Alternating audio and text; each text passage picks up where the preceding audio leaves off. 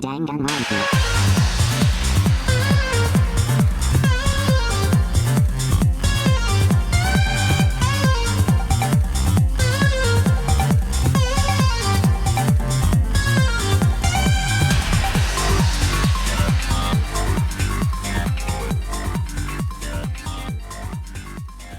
Hello, everyone, and welcome back to Ships Worldwide. What was that? What was that? That was Like, me. ah! I was trying to be a cartoon announcer voice. Kind of. I don't know. Shake it up a bit. Change up the intro a bit. Who inspired you to say that? Who inspired me to say that? Baldy from Baldy's Basics in Education. Every kid's favorite new meme game. Actually, it's already never kind of heard about dead. it. Wait, what? You've never heard of it? No. Wait, are you serious? No. Wow, you are out of the loop, aren't you? Baldy? Baldy. No. Baldy's Basics in Education. No. It is a horror game that's basically gameplay-wise like the Slenderman games, which is run around collecting notes. But here's the thing. You're in a school, and the whole gimmick is it's an old educational video game. It's bad. It's bad. Why are you coming into our podcast? Do you want any craft dinner? No, we don't want crap. We ate. Okay, bye. Welcome to the CanadaCast, where we talk about craft dinner and how it is not the same as Kraft mac and cheese. Nope. It's not. It's people are like it's the same name, and I'm like it is really They're not. like, they have bigger noodles. Well, the cheese flavoring is different. Yeah, that it's too. not as good. Craft Speaking dinner. of food, Oh yeah. Thanksgiving was this weekend. Yes, Canadian Thanksgiving. Canadian. Continuing the CanadaCast a bit. Yes. Yeah. Wow. Lots of food. My God. It's good. Oh. I had the turkey, stuffing-filled turkey. Oh, you had it filled with the stuffing. Yeah. That's nice. That's Yeah. nice. Yeah, no, we just had ours. Because what I like to do is I like to basically make a whole plate of food. Then I like to just put stuffing on the entire plate and eat stuffing with the potatoes, with the beef, with the turkey, with the mashed carrots, with the turnips, with the pierogies, with the Caesar salad, God. with the ambrosia salad. I had a very large meal, and we have very many leftovers, which we're going to get to enjoy later.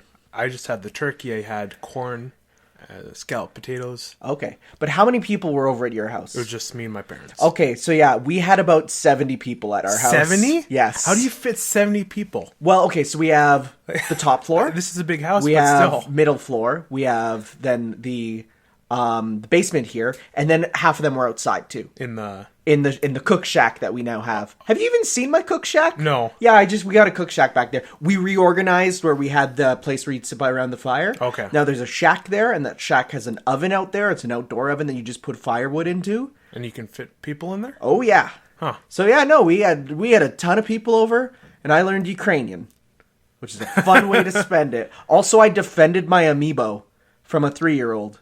Do you know how hard it is to tell a 3-year-old that all these things are not toys to play with and they're for adults? You can't. It doesn't make sense to them. So that was fun. I mean, you have experience with dealing with kids, though. I do. Doesn't mean I like it. I do, but it doesn't mean that I enjoy it always. Like, You know- give me time. Give me time to be myself. You know what else is stuffed? This podcast. Yeah, we got a lot have to talk about. Yes, about. because it's been 3 weeks instead of our normal 2. Plus, we have a little bonus segment.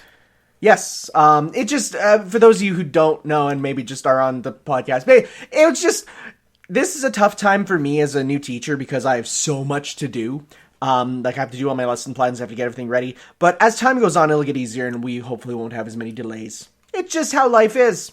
Yeah, I'm in college too, but it's nowhere near how busy you are. Yeah, no, I have very little time to myself, which is why this 3-day long weekend was very nice to me. All right, let's go into what we've been playing and watching and doing. All that good stuff. Oh boy. Me? Yes. Okay. First off, lots of stuff. Yes. Here. Played through Golf Story. Golf Story. Galf. There's actually like a... I know. Yeah. I know. Galf. I love that. It's fun until everything becomes impossible. It's like... Are you just bad at golf games, maybe? I think so. Okay. Because like I'm in the last part and everything's just so frustrating. You gotta like take into the wind, the slopes, the like people, the obstacles. Okay, people, that's different. But like in general, like you're saying It's that, not like people, that's like that's a golf game. It sounds like it just got too frustrating. Okay, fair enough. I got to like right before the end. Did you play a lot of golf games before this one? No. Okay, that's why. Yeah, no, like I played Mario Golf, all the Mario Golfs. I played Tiger Woods Golf. Well, that's really it. And yet I would say I am fairly knowledged in golf games. Huh. That's really it, isn't it? I played some Mario Golf. What's it called? Ribbit King. Oh my god, dude, we gotta play Ribbit King one day. Imagine a golf game, but it's like a weird GameCube era. Like, they look like Animal Crossing characters, and instead of a golf ball, you hit a frog with a hammer, and the frog jumps. And the gimmick is, okay, your frog jumps, but then after it lands, it jumps a little bit more. It's really fun. It's a really cool golf-like game. Yeah, but Golf Story, it's really funny, too. Yeah. There's like a rap battle about golf. Oh, really? Between two people. Like an old, like, you know those high prestigious, like, golfers, those old guys? Yes, the ones that yell at me on the golf course. Yeah, those guys, and then a bunch of youngins who don't respect the course, and they rap battle. That's almost too real. It's really real, huh? But yeah, So you say you beat it? no, I almost beat it. Okay. I'm in like the last area, and it's like this this angelic, like Golf heaven. golf heaven, pretty much. Wow, okay. Okay. Yeah, it's like the most prestigious like golf area in the game. Yeah, Cool. before you even like got to go into that area, like if you went to go over there, it's like I can't even touch this green right now because I'm not like pro Oh, enough. wow, okay. Yeah. But yeah, there's also like a quick play mode where you can actually just play the golf game? Nice, nice. So that's pretty good for that. Awesome. Next, Guacamelee 2, finished that up, 100%ed it. I think I like the first one just a tiny bit more. Okay, Like so just a little bit. yeah, It doesn't feel as like it's on a larger scale, but it doesn't feel like it almost to me. makes sense. No, that makes sense. Yeah. Gameplay's like top notch as always. Final boss was a breeze. Like it was like so easy. Maybe that wasn't the true final boss. Oh, it was. Oh well, okay. Sometimes that's the answer, and sometimes it's not. I had something else. And then I played through it on hard mode, and then I'm so good at these games now, like Okay. Guacamelee games. It's just like Okay, interesting. It's Is fun. it still a Metroidvania? yeah. Okay. Oh yeah, definitely. It definitely goes really deep into like references, but like not in like a. Not in like the first release of the game where there is a meme on every single wall that they removed for later versions. Do you know about that? When the game first released, every single wall had some like Mexicanized version of a meme on it. Like we're talking going back to like the Oh Really Owl. Like these super ancient memes, and they literally, when they released the Turbo Edition or whatever, the upgraded version of the first game, Yeah. they literally, one of the advertisements was less memes. Because people were like, this is a really good game, it's a damn shame about the memes in it, though. I want to say something about the second one because there's like a reference to that. Oh, really? On the controversy, and it is hilarious. Okay, I don't want to know. Okay. Because as we'll be talking about, some more people will get to play this game pretty soon. Yes. Yeah. Then after that, I'm playing through Poochie and Yoshi's Woolly World since I picked it up at the expo. Okay. A couple weeks ago. Oh, yeah. With the Poochie amiibo. Yeah. It was at base price, so I'm like, I'm probably never going to see this again, so I just got it. It's fun. Can you spoil something for me about it, though? Sure. Does Poochie still die on the way back to his home planet? I didn't get to the end of the game yet. Okay. So okay, we never know. We'll see. Right we'll now, see. Poochie is okay. Let me try a question you might be able to. Does Poochie enact Dio's will and cause Made in Heaven to be activated?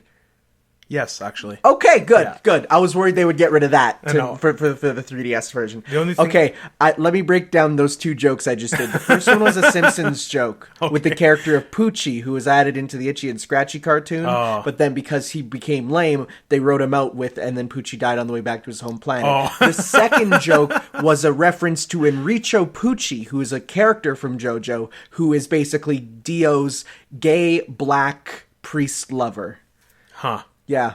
So there you go. I broke down those jokes. That's a little sidebar for you. You know, it's like you're reading a textbook and you have the definitions at the side. That's what I was. I was just a little sidebar. There you go. The only thing that's truly different is the overworld map. Oh, yeah? In the Wii U version, it's like a 3D you can run around. But Yeah. in the 3DS version, it's like a Side-scrolling it's thing? like a Super Mario Galaxy 2 like, Oh, okay. type thing. You know, that's not a huge loss, I No, think. and obviously the graphics. Because like I'm playing the 3DS game and then I just look up YouTube videos to see where like all these And you're collectibles- looking at the other one and you're like, whoa, holy- wow, that is holy a big crap. difference. Yeah. Yeah. But it's like some levels are pretty challenging, but they're enjoyable. Nice. After that, I'm also currently playing Super Mario Party, and it is such a return to form. I am so glad. Really? Yes. Okay. It is like me and my friends have played it over the weekend, and Okay, I was going to say, did you play it alone or with Oh, friends? And for if you friends. played it with friends, then it's like, Exclusively with okay, friends so good, far. good. Yeah, Because I've seen people say, like, this doesn't provide a very enriching single-player experience. And I'm like, what are you talking about? What single-player experience? yeah, I played all the boards, all the 4 boards, and even though there are only 4, they're all like really fun, Okay, and they have a lot of replayability. nice, nice. There's also like these gems you get through playing through all the modes. Okay. And if you play them enough, you get a gem. I'm not sure what happens when you get all of them. I have like 3, I think. 3 out of 5. Maybe So, you unlock Supersonic.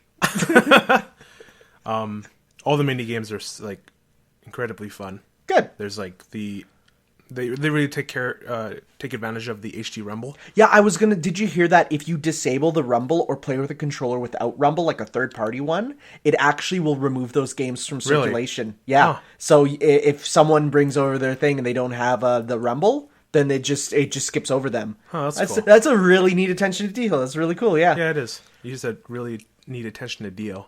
Did I say Dio? Yeah. Oh. We'll get to it. I'll get to talking about JoJo soon enough. Don't worry. Then I played River Survival, 1 match, but it's pretty lengthy. It's like takes half an hour. Oh, to get wow, through one huh. of them. And it was just the first one. Then I played the Soundstage. It was like the Rhythm Heaven type of game Oh, mode. interesting. It was pretty fun.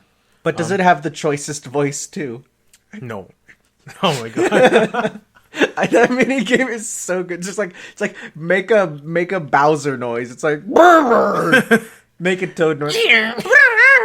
It's what a great horrible choice of game mode. But like they have a remix of Underground Theme Oh, cool. during that, and it's like so bumping. Nice. I love it. I think I like the Underground Theme like a lot more than the Overworld theme. Like from Mario 1? Yeah. Oh, cool. Yeah. Because like favorite song from Brawl is like the Underground Theme with the Oh yeah. Well, that honestly though, that one song sounds like a Spyro song almost. almost does. It kind of has that bass line to it, you know?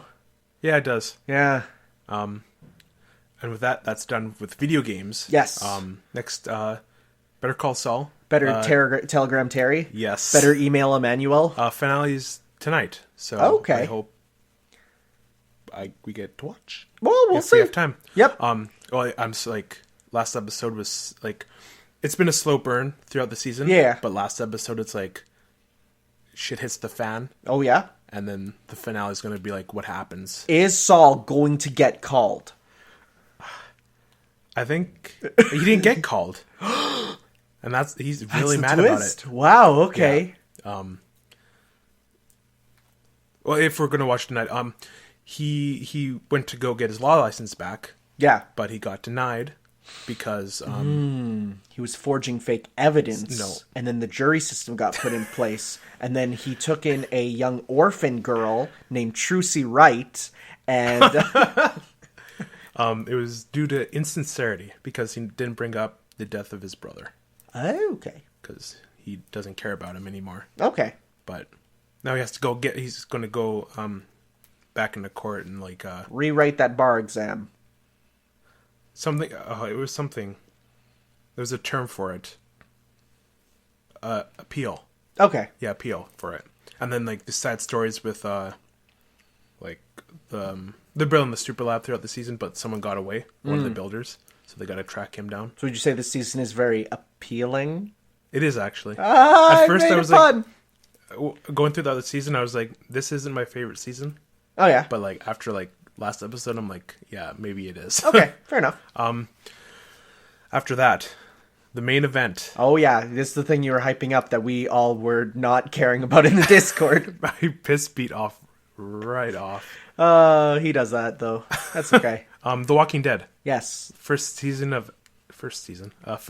of season 9 premiered last night. Yes. And it is back. Nice. Yeah, it is so good. Did Heihachi make an appearance yet? No.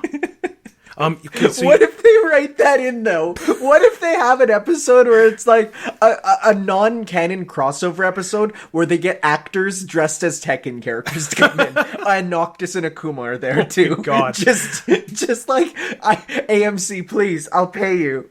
Oh, you made Sorry, me forget what I was gonna sorry, say. I totally killed what you were thinking of. Damn, it was really good too. Was it about Negan? Was it No, about? he wasn't in this episode. Oh no, because he's over fighting in Tekken right now. No, I actually like it because like previous 2 seasons were all about Negan, right? Yeah, But having this like break away from him, yeah, feels like it's back to basics. nice. Oh yeah. People have been saying it feels like season 1 and 2 Walking Dead again. Okay. I want to talk about spoilers. Well, I know you don't care. I know. Yeah, but some people watching might. Do you care enough to like put in, like? No. No. Okay. Let's save it to the very end of the podcast. Okay. That's what they usually do with spoilers on podcasts. Is they wait till the very end and they Sure. say this is the spoiler section. So, Okay. well, if we remember, I'll write it in there. If you remember. Yeah. But yeah, very good episode. I'll write it in there right now. Can't wait. Can't wait for the rest of the season. All that. Okay. And then after this, the comics. Okay. I've been reading. The last issue came out between last podcast and this one. I can see I'm typing on my phone. I can see it on here though. It's cool. Yeah. Yeah, it's heating up. It was kind of a in between issue type of thing you read in a compendium and not its own issue. Type Oh yeah. thing. Other than that, Walking Dead Day is on Saturday, Okay. and what they're doing is releasing a bunch of alternative covers. Oh yeah. this I one. saw you post about them. Yeah. Yeah, that's the link right there. I want you to. Okay. We'll click this. Let's see what we got. We're going to alternativeminds.com/. I'm not Well, going you to go can- to you that. can put it- That's a meme. Check the description. Check the description. Oh yeah, Yeah, sure. I just guess we can do Throw that. in the description. And Sure. Okay, so we're So these are really cool covers. okay. So let's see. I'll describe them in case you're too lazy. So Number 1. First appearance of Carl, Lori, and Shane. Okay, so this is for issue 1, and we get to see Rick firing bullets at a big, tall doom tower of zombies, which he's standing on. We got Number 2. number This is 2 number 2. with These are all different artists, by the way. yeah. Then we got Rick with an axe and some Zambambos coming towards Glenn. him, and Glenn is climbing up a ladder, being like, "Take my hand!" And he's like, "No, I must axe murder them." Okay, so then number 7, we got who's that? Is that Tyrese. Tyrese. First appearance of Tyrese. Is that Tyrese? Yes. Okay, so he's like, it's really cool. It looks very black and white, very Sin City-esque, but he has the red scarf, which is quite vibrant across a bunch of white trees in the background, and he's covered in blood on his arm, which is kind of vibrant And he too. has the But for the hammer. most part, that's a hammer. I thought it was an axe. Never It's just mind. like landmark weapon. So yeah, it's very much like, yeah, Sin City-esque. It's pretty dope. Then we got the most anime Michonne I've ever seen. Yo, is this looks like a 90s, like, what's his face?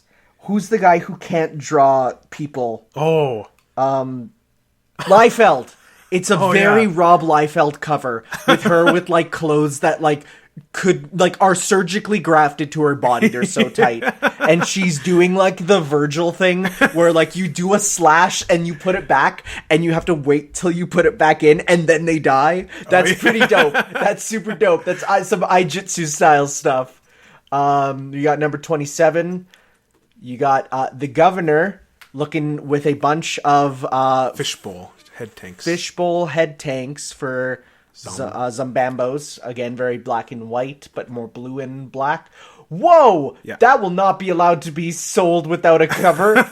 Okay, we got issue 48 with a dude's face. This is death of the governor. Death of the governor. This is so gruesome.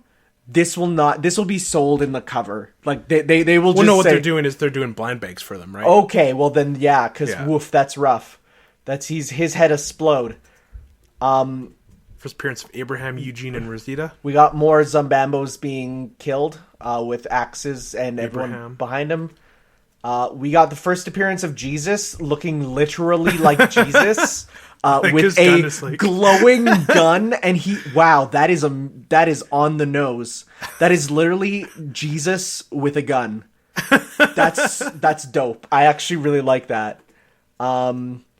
This one's cool. We got number 98 with that's really I love the use of color here is awesome. The black and white and red. There's an arrow going into his eye from the back, so we got shot in the back. Yeah, from the back. Wow, that's rough, man. This is one of my favorites. First appearance of Negan, looking like some type of Kingpin-esque like goon, but like he's big and hench, and someone who I can't even tell anymore. Their entire body has been, or entire head has been destroyed. That's rough. Issue 100. Then 108. Oh my god! This looks so dope. Okay, so we got like a Final Fantasy cover. Like this is some Amano That's Ezekiel art. in the back. There's Ezekiel looking like Wooly. There's like a tiger with this is so like Amano-esque. That is dope. I love that. This is my favorite. All Out War, which is 127, which is like very One Piece did this exact cover where it's like they did two covers where it's like one issue had like that, then the other issue like that, where it's like the two sides facing each other, which on their own it looks good, but then you put it together and it looks really dope. Well, this is like this one extended cover instead. And then Negan in the back there. That's cool. Negan looking like Negan. And first appearance of Alpha. We got one that's very that's nice. It's very sketchy and has it's a nice art style. We got one big. They're just putting the spoilers right in the titles. It says Andrea's death issue. Thanks. This looks like Nier. We got 171. And then the last one. First appearance of the princess. I like the color on this one. Who's the princess? She is a controversial character at the moment. Why? She's very flamboyant and like not serious.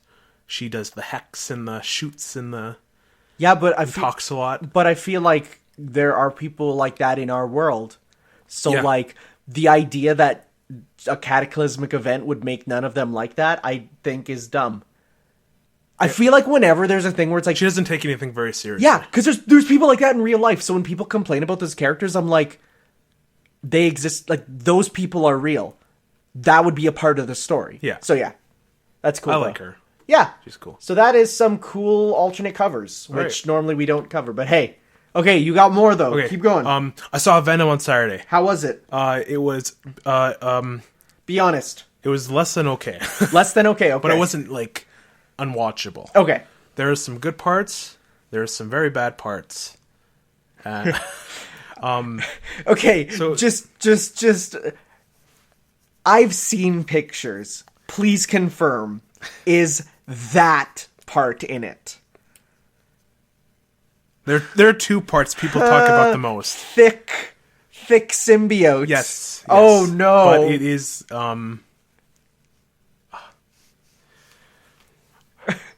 Okay. We're doing spoilers. We're doing for this spoilers at the end. Yeah, we'll do spoilers at the end. But first hour is very boring. I've heard that, yeah. But then once the Venom stuff gets going, it's enjoyable. Okay. Very, very badly paced. So would you say it is a Netflix watch? Yes. Okay. Definitely. watching Venom do his thing, I'm like, Tom Holland Spider-Man would not have a goddamn chance against him. Fair enough. Until like later. Yeah. But like, I just want them to be in the same universe like at least once. Okay. Crossover. And then I just wanted to bring up a podcast I've been listening to. Which one's that? JoJo. Was it's that, by was that the one I've subscribed to recently? Let me see here. It's with Adam from YMS. No, that's not the one. Yeah, that's what I'm thinking of. Ralph Okay, yeah, because I heard that name before. Yeah. It's pretty cool. It's a movie podcast. Mm-hmm. I remember looking at it and thinking of subscribing, but then I looked and like, I haven't watched any of these movies, so it would mean nothing to me. Well, what they do is like they talk about a movie each podcast. Yeah. That they like tell each other to watch for the next time. Oh, okay. And then they go in depth with it. And talk about it. Okay, yeah. I don't watch them. I just like just listen, yeah. Yeah. Okay. When I catch up, I'll probably maybe like watch the movies. But, fair enough. But it's a really cool podcast. Well, now that Ralph he stopped with his videos, his traditional videos. Really? Yeah, because like I saw that it wasn't uploading for a while, so I went back to watch his like most recent one. Yeah. And he's like, I'm done making these types of videos. But I'm still going to be on the podcast. So interesting. I didn't even know that because I didn't watch the last one, which kind of says something. I think we should watch it tonight. We'll see. Okay. And then that is it for me. All right. I had a very much shorter couple weeks because I've been mostly busy with work, but I've done a couple things. Do you want to talk about Spider-Man? I'm just going to say that I played way more Spider-Man than I was assigned. I went above and beyond and played about 10 hours of it. Wow, really? Yeah. I'll just throw it on. Like I threw it on just every now and then to just give it a try. That's a good game, and I'll talk about it in the section when we talk about it, but I played a bunch of that. Right. I beat Resident Evil 4. Okay. I finally beat it. That game is way longer than I expected. Really? Yeah, like where I thought it would end, it definitely didn't. Overall, boy, that's one of the best games of all time. No spoilers. No spoilers, don't worry. All I'll say is that game is, I see people say, is it a horror game or is it an action game? And I say it's neither. It's Really? a puzzle game. A puzzle game. Every single room is a puzzle to solve. I guess I could. How do you take out the zombies? How do you take them out with the least amount of ammo? What can you use in your environment to save your ammo? Mm-hmm. You know, how do you get through this room effectively? Because you can brute force it, but that's not the best way. No. There's always one perfect way to get through it. Sometimes the answer is don't even fight them. Really? Just go. Because it's like, there's nothing in your way. Why do you need to fight them, right? At the end of the game, though, you're a killing machine, which is not normal for horror games. Well, that's like it was in Resident Evil 7. Yeah, I guess a bit, yeah. Yeah. Definitely, I'd say the hardest part is the start. Like, the first two parts of the game are really difficult, where you're just starting off, but then as you get money and as you get better, things that were problems before stop being problems, and you just get to a point where you're like, I have a solution to almost everything, you know? Okay. The only downside I would say is there's no boss that I felt threatened by after one of the first ones. Okay. One of the first ones I fought, I was terrified of. He was really scary and like not in a horror sense. I never got scared by this game, but in a how am I supposed to fight this guy sense. Yeah, okay. Like I'm like, what do I do here? After that, you're at a point where all the other bosses are very much just like puzzle bosses or very simple sort of, shoot them till they die bosses. But yeah, after that one of the first guys, I was at a point where I'm like, every boss, I'm like, oh, that's it. I even discovered accidentally a way to instantly kill one of them. Really? Like one shot, insta kill. I'm like, oh. You just came across it by yourself? Yeah, because I was like, hey, what if I try this with this? Like a combo. Yeah. Like I do this one combo. Killed him instantly. And I'm like, amazing game. I don't think I'll be going to be playing the bonus missions that were added in for this version yet. Like there's alternate character and alternate level stuff. Oh, okay. Just because I'm like, I want to go play other games, such as the next one on the list, Mega Man 11. There he is. There he is. So I just got started that last night. I beat 3 levels so far. Blockman, Torchman, and Tundraman. There's some real good level design in there. There's some really good stuff. Would you say it's a good Mega Man game? I'd say it's probably one of the best ones already. Really? I gotta beat it though to get that for sure. It's just they do stuff with it where it's very. It feels like Sonic Mania to me in its level design. Even though this one's made by Capcom themselves and not fans, it very much does the perfect level of introducing gimmicks to you in a safe environment, introduce another gimmick to you in a safe environment, take those gimmicks and make it a bit more challenging, and then combine those gimmicks. Okay. Every stage does it so well where nothing jumps out at you as unfair. And it's really good for that. Gameplay's tight. I'm playing on casual because in Japan, that's labeled as normal. So that's the Japanese intended normal difficulty. I wouldn't say easy, but that difficulty feels like Shovel Knight to me. Okay. Where it's, there's challenge there, but it doesn't feel unfair nor punishing. I did play the demo on the North American normal, which in Japan is called hard. I did play it on that, and that felt brutal. I don't even want to think about superhero. Now I don't even want to... Oh, and also the gear system is the best.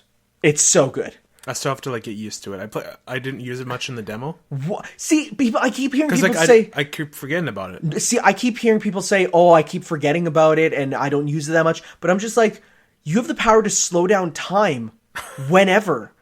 You can just, get through anything so easily with it. Any enemy. Oh, I see an enemy on screen, slow down time. What is he doing? Okay, I know what he's doing. Unpause time, let it recharge for a bit. Fight him. Or, okay, this enemy is going fast. Slow down time, kill him. Well, you probably learn to use it more and more as you play. You do. Mind you, I only played the demo once. And, right away, as soon as I got it, I will be, this is going to be, a trigger button that I'm going to be using quite a bit. What do you think of the amiibo?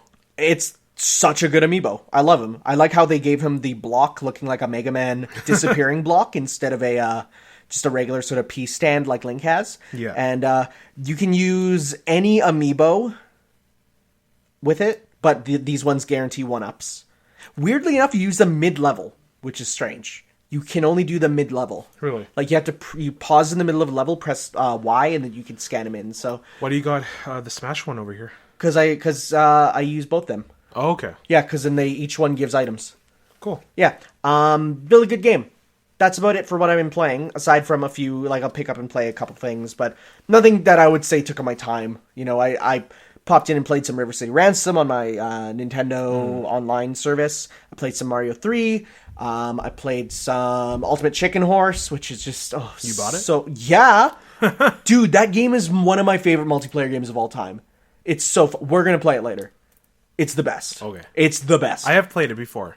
Yeah, but have you played it with people who are good at platformers? No. That's when it gets crazy. So I watched 2 shows, one of which is JoJo and one of which is not. We're going to talk about the not JoJo first. It's called Land Saga. Does that sound like a mobile game? No, it sounds like a movie. See, it sounds like Zombieland, right? Yeah. Okay, but Land Saga is based on a mobile game from Japan. And it's a show about... Okay, imagine this. Zombies. But they're idols.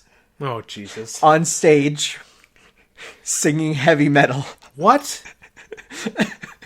Okay, so... Who comes up with this crap? Psy Games, who Nintendo now own 15% of. So, it's a show that knows its concept is the stupidest thing ever. And it basically, there's one point where the character says, why are we zombies? Why are we zombies? Why are we here? And then the one guy who's not a zombie and is meant to represent the player character, because in the game you're just you don't have a character, you just manage them, right? So then this guy's supposed to be the manager. He comes out and he's like, I don't care. Watch a zombie movie. Pick any. That's your origin story. Let's move on. And we're like, huh. And like, it's literally like, okay, so there's all these zombies in a house. One of them retained her, like, remembering of being a human, right? And she's like, what? How can I? And he's like, I don't get it. It's fine. Then like, they're like, we're going to turn you into an idol. And he's like, she's like, I don't know what's happening. It's like, these will be your bandmates. And they're all just literal, like, mindless zombies, like the really mindless kind. And they're like walking around, biting things and stumbling. And she's like, how are they supposed to sing? And he says, shut up. You're going to do it. And it's so stupid. And he keeps fried squid in his pocket. Why? Because he just eats it. He just eats it sometimes. It's the dumbest, best thing ever. And like, it ends with them going to like a rock concert, a heavy metal rock concert. And they just use makeup on the zombie girls to make them not look like zombies. And then all the dudes are like, whoa, those chicks are so totally on drugs right now. And they're zombies, but they just think it's normal. And then like at one point, one of them starts trying to bite someone. And he's like, whoa, crazy girl, I like that. And it's God. And it's just the weirdest thing. And I can't believe this thing exists and Nintendo owns a share in it now. It needs to be seen to be believed. Did I show you that gif of the girl getting hit by the truck? No. I'm gonna type in Zombie Land Saga and then go to GIF and you'll get to see exactly what I'm talking about. Type animated. Right here. Just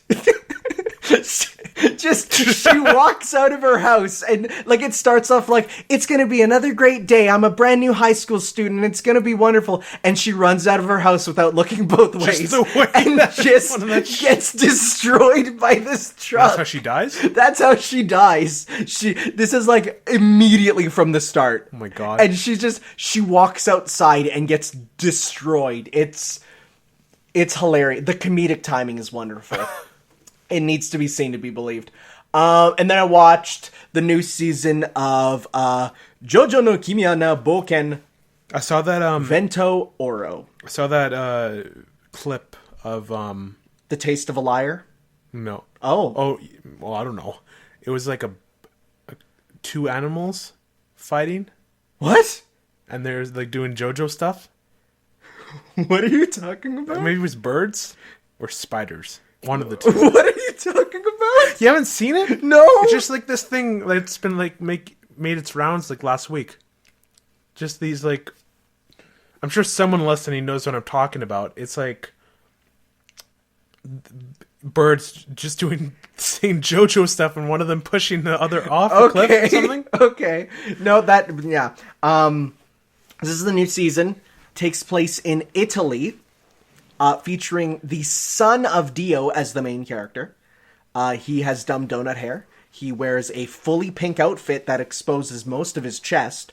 And this episode ends with someone going up to him, licking his cheek, and says, "Giorno Giovanna, that is the taste of a liar." And his ability is he can make zippers on stuff. What? I can spawn a zipper on your shoulder and unzip your arm off of you. That's his power. What the hell? That's his power. That's really. Oh, and Giorno's is so specific. He has the power over life. Isn't that a bit overpowered? So let me explain.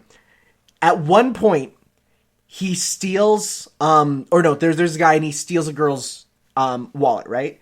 He goes and he steals it back and he says, "I'll give you your wallet." Right. And then she walks away with the wallet and it's like, "Oh, what a nice person." Right. 2 ladybugs fly out of her wallet, go back to his hand, and turn into money. Because while he had the wallet, he turned the paper bills into money. So he stole her money by turning them into ladybugs and then turning them back. Oh my God. Okay, this kind of spoilers for something coming up, but JoJo spoilers don't matter because they make you want to watch the show more. Later on, there's a character who says, "Hey, you want to join our gang, drink this thing of piss." And he says, "I'll drink it." And he drinks it. And they're like, what? You drank it like it was nothing. And he says, yummy yum.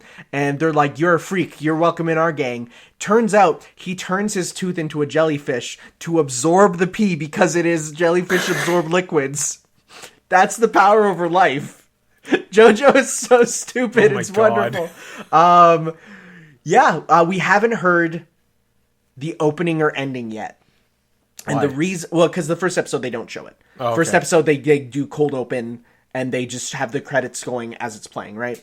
But here's the reason why everyone's freaking out about what it might be. JoJo credits have always been real licensed songs, which are always weird and always fun. Like, they've done Walk Like an Egyptian. They've done Roundabout. You know the meme, right? Yeah. They've done all these, like, real songs. They did, like, just crazy choices, right? So we're like, what's it gonna be? Now, the whole season is about gangsters.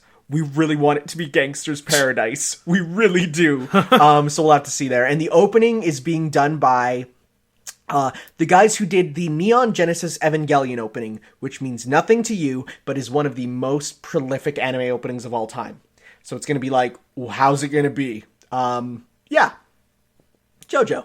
JoJo Fridays are back. Walking Dead Sundays are back. Yeah, well. We'll see. We'll see how that We're goes. on both sides of the world here. I guess like we are. the Hey, podcast. we are. Yeah. Amazing. All right. We're going to now do a little section here where we're going to talk about our most anticipated games of Q4 2018. It's a little specific. I needed to write down my list. Not Q4, just the rest of 2018. Yeah, well, that's what you said. Q4 2018. That's the rest of the year. So I had to write down my list because I super didn't remember them. Okay. You want to go first? You go first. Okay. I'm going to get the big one out of the way. No, it's top 5. Oh, fine. Okay. In that case, My Hero Academia, One's Justice. My Hero Academia fighting game.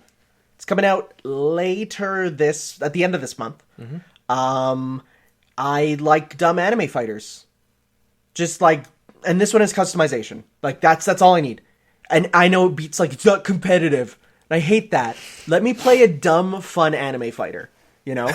Like, just let me play as these characters that I love watching the show of. Yeah. Oh, I guess I forgot to say, I did go see the My Hero Academia movie in theaters here, which was really cool. It was a fun experience. Watching anime on the big screen is one of my favorite things, especially when you say run. The most hype theme ever comes in, and, like, you're listening to it in the theater. It's so good. So good. How long was the movie? 2 hours. 2 hours? Yeah, it's a normal anime movie length. Well, I think it's slightly less, but no, it's always fun. They always do some good stuff. I was beside some horrible anime fans though, making like trying to be funny. Oh no! Right? Yeah, that was kind of suckish, but whatever. Cringy. Yeah, extremely cringy. I had many parts of my body puckering when they talked. Yikes. Okay, you're number 5. I actually struggled to get a number 5. Yeah, no, I'm gonna be real, dude. It was kind of tough for me to get 5. It feels like there's a lot of games coming out, but it's really not. Most of them are in 2019. Yeah. I settled with Pokemon Let's Go. Okay. At number 5. All right. I'm excited to go through Kanto for your first time. Pretty much, yeah. It's rough. It's weird. It's weird to think, dude. But okay. I'm just having like an HD version of a Pokemon game. Yeah, for sure. On a console and portable. Yep. That type of thing. And having the Pokeball. That's gonna be fun. I'm definitely getting the Pokeball because it's fun. I'm gonna definitely learn how to play Smash with it.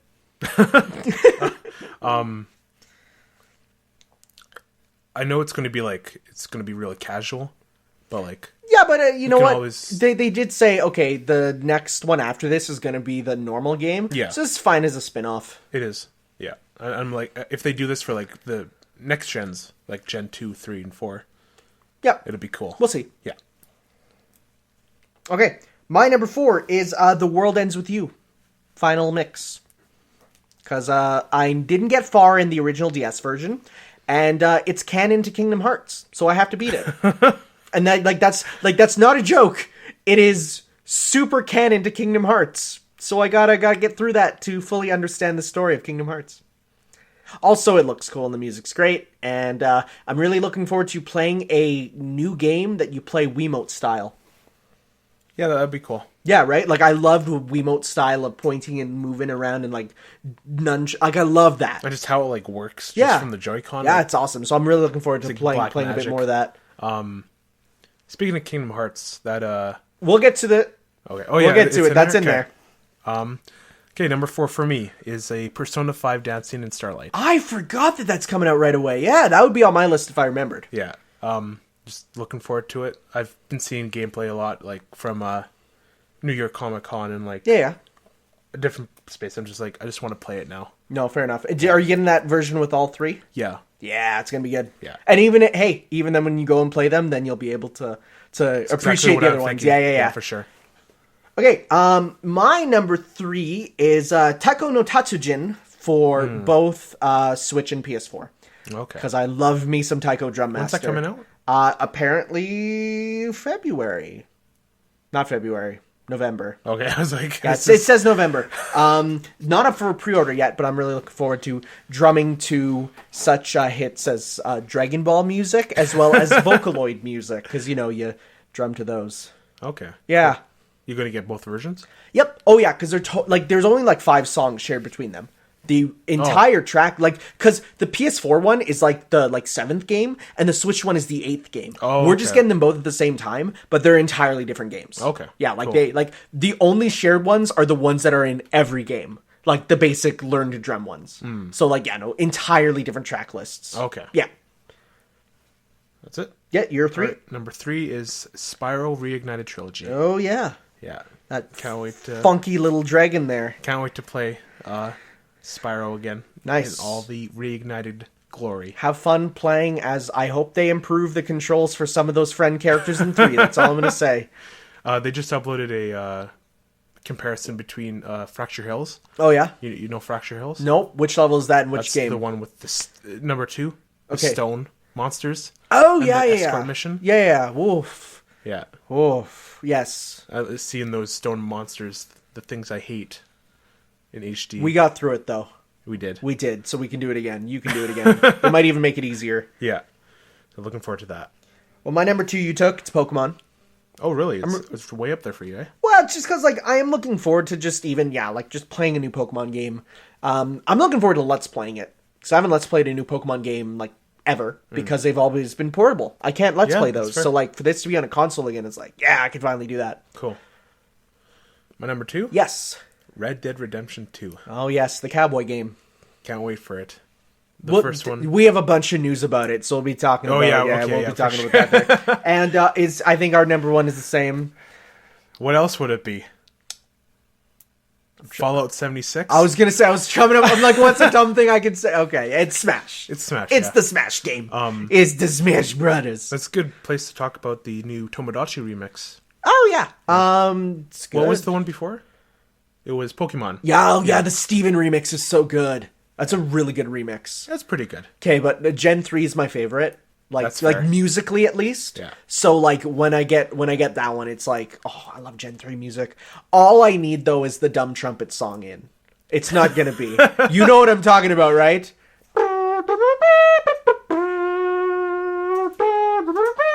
All I have in my head now is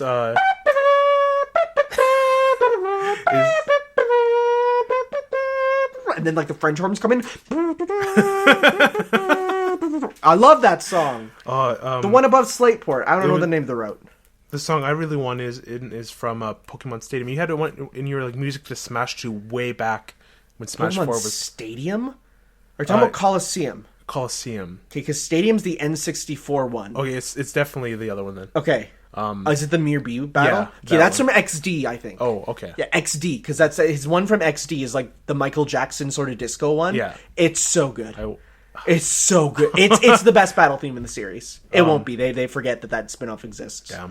But Tomodachi Life, I really like that remix. Yeah, it's a great remix. Yeah, no, for sure. It's going to be really cool to play. Yeah, no, honestly, almost every remix so far has been outstanding. The only one that I don't like is the Pikmin one. Really? I really don't. It feels like environmental. It's weird because they said, okay, we're trying to make it so that the songs are more fast-paced and that they... It is fast-paced, though. but it's not. The dun, dun, dun, dun, I don't know. dun, dun. It'll be better maybe when we're fighting.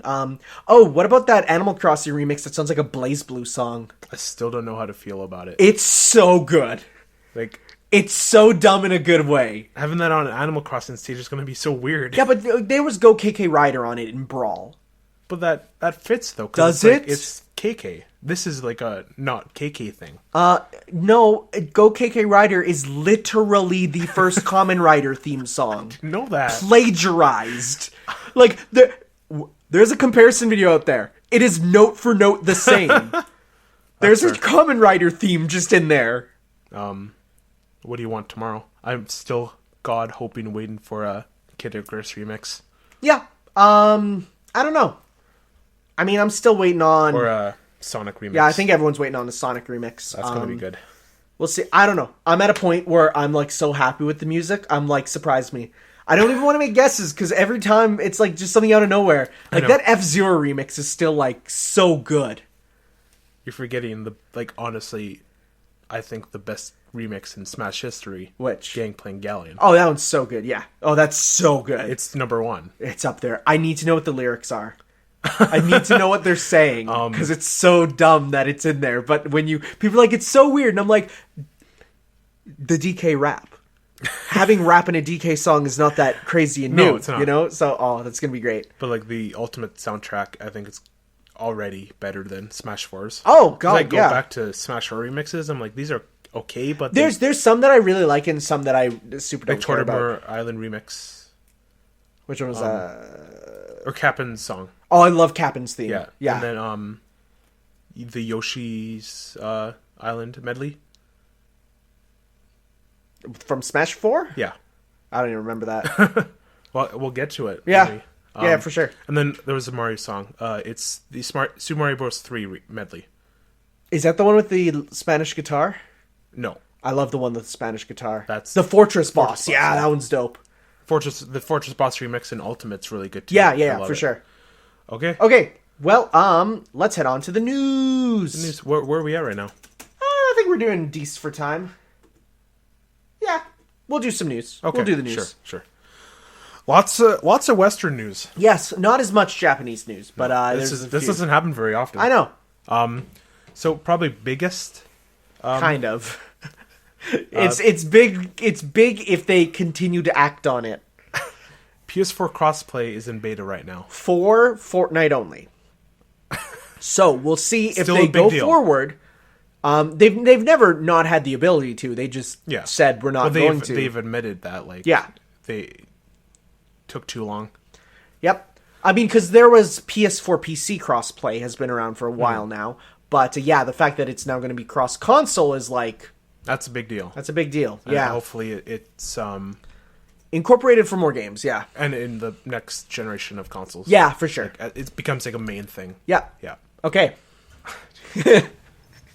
Why is this at the top of your list? Because it is impossible. It's not even news. Out of everything in the world of gaming, it is impossible to avoid. It's died down a lot. It is still going. No, not no. for Okay, me. no. The fact that it's still going, period, says something. Bowsette is still getting stuff. Did you see the Bowsette Bionicle someone posted? What? No, I saw the Mario, No, Super Mario. let me Bros. show you the stupid Bowsette Bionicle I just saw. I'm gonna have to scroll down because it's gonna be way down on this page here. Because I saw it and I'm like, I can't believe someone frickin' made Who's that? I don't know. I need to find it because it's the dumbest. I think you passed it. Did I pass it? Up. Is that? There it is. The Bowsette Bionicle. What the hell? Right? I'm sure if you look up Bowsette Bionicle, you'll find it. It is so rampant. Did you see the mod someone made for the ending of Mario Bros. Wii? I was going to tell you. That's what I was. That is the... I can't... It's just everywhere. Why is it such a tour de force? Like, Okay, do you know why? Did you hear? Japan. Yeah, because Japan's like, it combines everything we love. Dominant women, sharp teeth, monster girls, and, like, lewd clothing. They're like, it's everything we love. And it's like, huh. I love that Nintendo just said no comment, but the fact they're not taking it down says something. Did you know there's a Bowsette convention happening in Japan right now? What? There's a Bowsette convention featuring all the artists, all the cosplayers, all the cross players. I'm impressed they got it together so They got quickly. it together fast, and it's happening. It's impossible to avoid. It's gonna make that dumb port of New Super Mario Bros. Sell. Oh, that's probably why Nintendo's not taking it down. That's exactly why they're not taking it down. Are you going to get it? Are you I might. I'm going to get The it. fact that it's like full price, though, it's like, I don't know. I like having... I don't super love the new Super Mario Bros. Games. I think they're I think U's fine. like the best one, in my opinion. It probably is. Yeah. But just to me, I'm like, they're fine. And it's they're the nothing first 2D outstanding. Mario coming out on the Switch. Yeah, but they're fine. I You have don't. Odyssey. Like, get out of here. What? You have Odyssey. Yeah, I know. Get out of here. What are you talking about right now? Like, you're complaining. I'm not complaining. I'm just saying it's not for me. I'm happy that people have it. It's just not for me. Okay. Just like I prefer 2D Zelda to 3D Zelda. Oh, wow. That's a bad opinion. No, it's really not. But like, I'm not gonna. If they come up with like when Breath of the Wild was announced, I wasn't like, oh, it's not for me. It's like no. I was like, yeah, it looks cool. I'll give it a try. But I still prefer the 2D Zeldas. Okay. Yeah. Oh, sure. Okay. Okay. Okay. Talk about your dumb shooty game, the Lego sets and whatever. Overwatch. Grover Watch, Overwatch. because it's trash. No, that's Oscar the Grouch. Never mind, that joke failed. Go ahead. The best event, seasonal event, starts tomorrow, Yes. October 9th. The spooky one. Spooky. I love Halloween Terror so much, dude. It's the Halloween, like, because I think it's because there's so much fun. Like, in every game, the Halloween event is always the best. Because the costumes they get to have so much fun with. It's not just Santa for winter or summery for... It's like you can be whatever, you Yeah. know? I like that about It's Halloween like- events a lot. my love for Halloween Is like a truck? events and games goes back all the way to Club Penguin. Oh my god. Are we mentioning Club Penguin? Oh, by the way, Club Penguin Island shut down. Good riddance. I wish I cared about any online game from that era. I hated them all. Dude, Club Penguin. RuneScape, Club Penguin, You have no idea how... Maple Story, all those ones. I'm like, I don't care. I play real games. You know what? You have no idea how big Club Penguin was in my life. The only one I played was Neopets, and even then I didn't care. Actually, I played Webkins too, and I didn't care. I got a bear named Shadow. Like 1 year, I wanted to stop IRL, in real life, trick-or-treating, to do trick-or-treating on Club Penguin. Wow. The music, That is... Also, the music is, like, ingrained in my head. Like, Halloween music. That like, is- whenever I hear it, it's like, this is peak Halloween stuff. Wow, yeah, no, I never got into any online game like that. Huh. Yeah. Boy, I'm glad I dodged that bullet. Okay, but back to Overwatch. Yes. I think these skins are some of the best skins we've gotten. Okay, in let's the go event. through them quickly. Swamp Monster Doomfist. Yes, he looks like a swamp monster. The Shape of Water monster. Yeah. Banshee Moira. Have you seen these? I've seen all of them except for Banshee Moira. Oh, I gotta pull it up. No, it's fine. Keep going. What do you pull it mean? up. I'll pull it up Okay, myself. Okay, and then we got Spider Widowmaker, the Kind of redundant, if you ask me. She's already it's- spider themed. and the skin isn't also all that great either. Yeah, I don't It's an think epic so. skin. Okay. But just pulling up Banshee Moira. Yes. Right there. Okay. like it. Yeah. It's cool. It's aight. It's aight. It's aight. It's aight. It's cool. And Better then than default Moira. one of my favorites. I hate Farah, but she's getting a really cool skin. I don't think I've seen this one. Enchanted Armor Farah.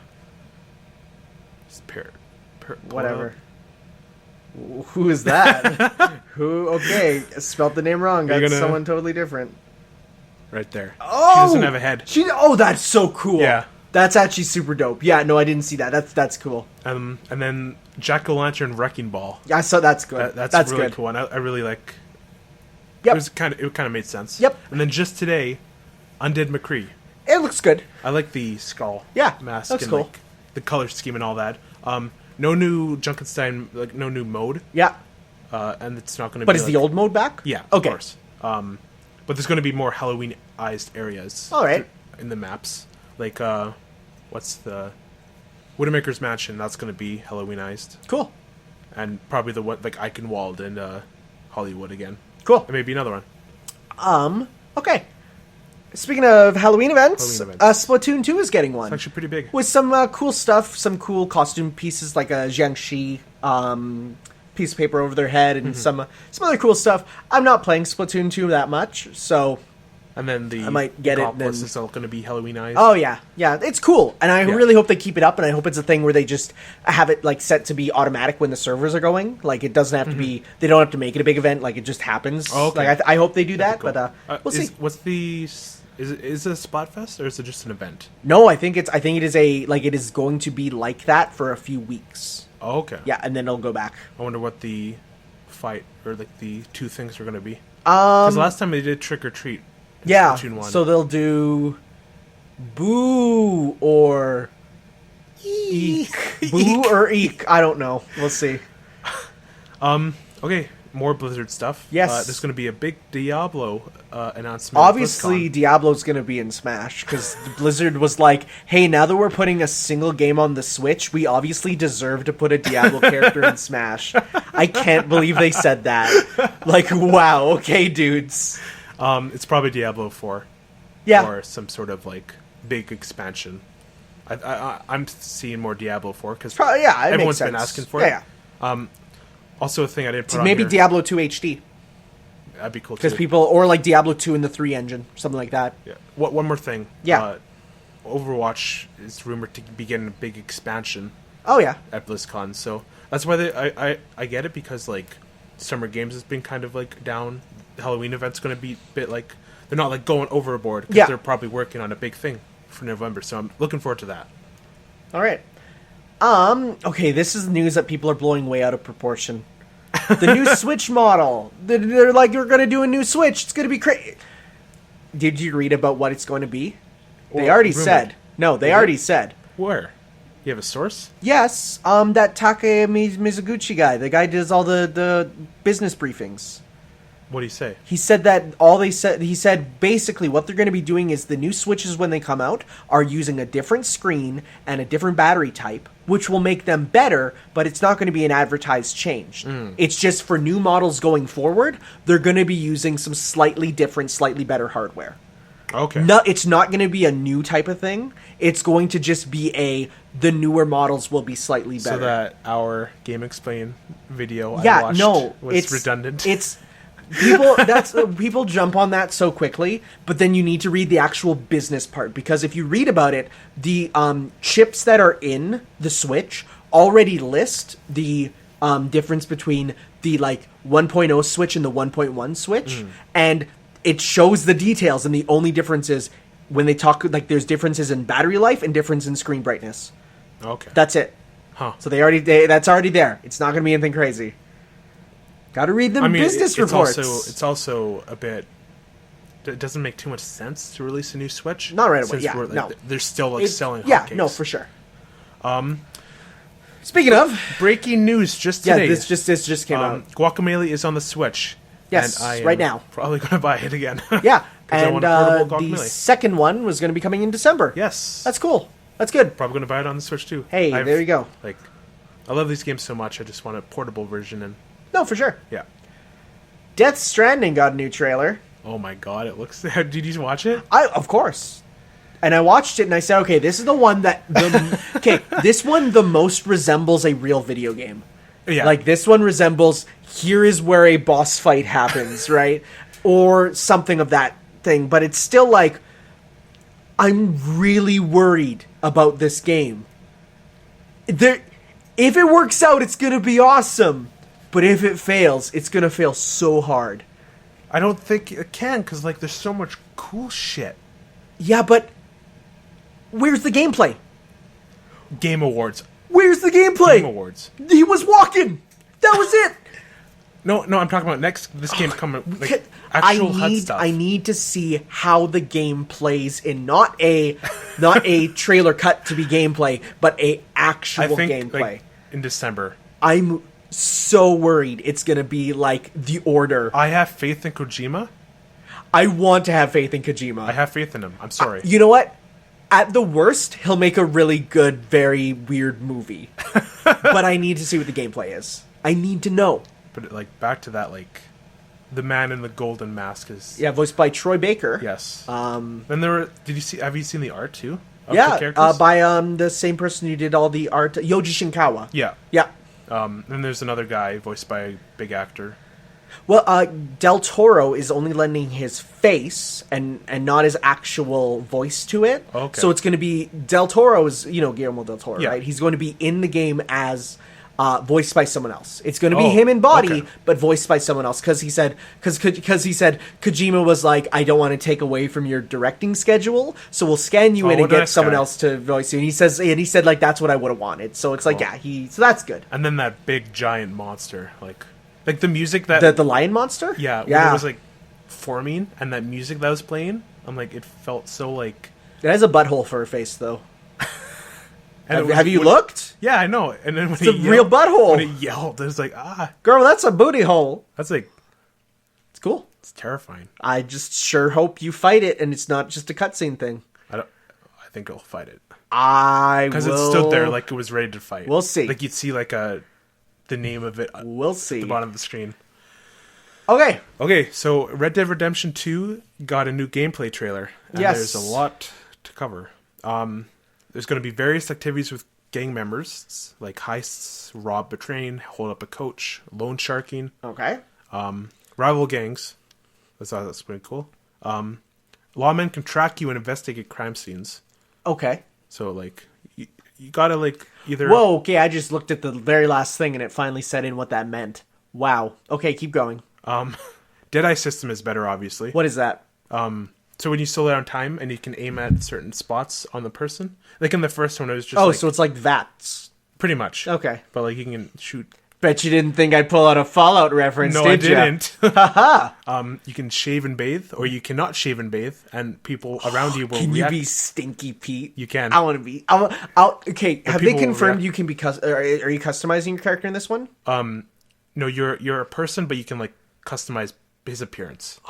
I want it to be like a old fat like coal miner, just walking around. I'm Stinky Well, Pete now in this place. You can probably do that in multiplayer. I want to be Stinky Pete. First person, which is like going to be better than the GTA 5 first person since it's like integrated. Why would you want to play a game in first person? If you have a third person option, I don't know why you'd ever play it in. I don't get it. And then I put this in here: cinematic cameras. I'd hope so in a game in 2018. And then it's also 103 gigabytes. Minimum. Oh my god. Nintendo puts their Dude, this- games into like 8. I know, but like They need to learn compression. this game looks so incredibly detailed. I like get it. They need to learn at least some. Some, yeah, I get it. I remember when I a think game you was could, like, shrink it. 20 gigabytes and people were like, "Oh my god, I don't have Back in the PS3 era. You yeah. can't download this. There's some countries where you cannot download that. That is beyond like your 3-month limit for downloading. I feel like they could get it down to at least 70. I think 70 would be a good size if Just they actually like take every texture, Oh, well, half it. Black Ops 4, it's 100 gigabytes, and look at that game. Why? Stop making your games bigger. But I'm like, I love open God, world then games. every patch will be hundreds of gigabytes too. Can you even install that on a base PS4? Yeah, it's base PS4s come with 500. Really? Okay. Yeah, Jeez. and more. I think it's like 1 terabyte now though. That's nuts. That's too much. I have a 2 terabyte and a 1 terabyte external. So Please calm it down, Sony. this isn't Sony. This is third party. This is I know- Rockstar. Well, no, but don't let them do that. Say compress your damn game. Put it into a zip file, put that zip file into another zip file, and just keep zipping it till it's like 50 megabytes. That's how I think that's technology impossible. works. No, it'll work. Trust me. It's like putting on a pair of pants and then putting on a belt, then putting on a belt on that belt to tighten it more. But then wouldn't it just become Shut uncomfortable? up. Yes, but you're smaller in And, the like, it end, could, like, kind of. Put pressure onto. It's like wearing on the belts? it's like wearing a corset and then wearing a corset over that corset. Then You die. Yeah. Okay. Speaking of Yeah. No segue. Here. speaking of cowboy hats, Oh yeah, I guess. Eh? Dante, they revealed more weapons for him. One of which is the nunchucks he had in Devil May Cry 3, which is cool. But they showed off he gets a fedora and a red scarf, which lets him be like an old cowboy gunslinger with his magic. And he looks so cool. He looks so cool. Like, it should be horrible. It should be dumb. And he comes out and he looks like a Kamen Rider. It's so cool. It reminds me that skull face guy in Kamen Rider. Kamen Rider Skull. Yeah. Yeah, he looks like Kamen Rider Skull. Yeah, like it's super dope. Like I have that image in my head. Like it's just it's so cool. That game's gonna be so good. When is it coming out again? I think March. Okay, so I still have a bit of time. Yes. Hey, 3, 4. That's all you have to go through. Okay. 3 and 4. Okay. Skip 1. 2 is horrible. Don't play 2. I tried playing 2. Oh my god. Oh my god. Is it like unplayable? It's bad. Oh my god. It's like I played through all of 1 and like it's old, but it's still a good game. 2 is bad. Okay. Here's the problem. The whole gimmick of the game is you want to try and be cool, right? So you use your sword to like hit an enemy up in the air, and then you shoot them and like boom, boom, boom, boom, boom, and then they juggle up in the air with your guns. Like, it's cool looking. That was in 1. In 2, firing at an enemy just makes them lift off the ground. Oh. So you can just, there's an enemy in front of you, shoot, shoot, shoot, and you lift them off the ground with your guns, and they can't hurt you. And you just shoot them. Your guns kill everything. Wait, so the fact that the game is too easy is what makes it bad? There's no difficulty. There's none.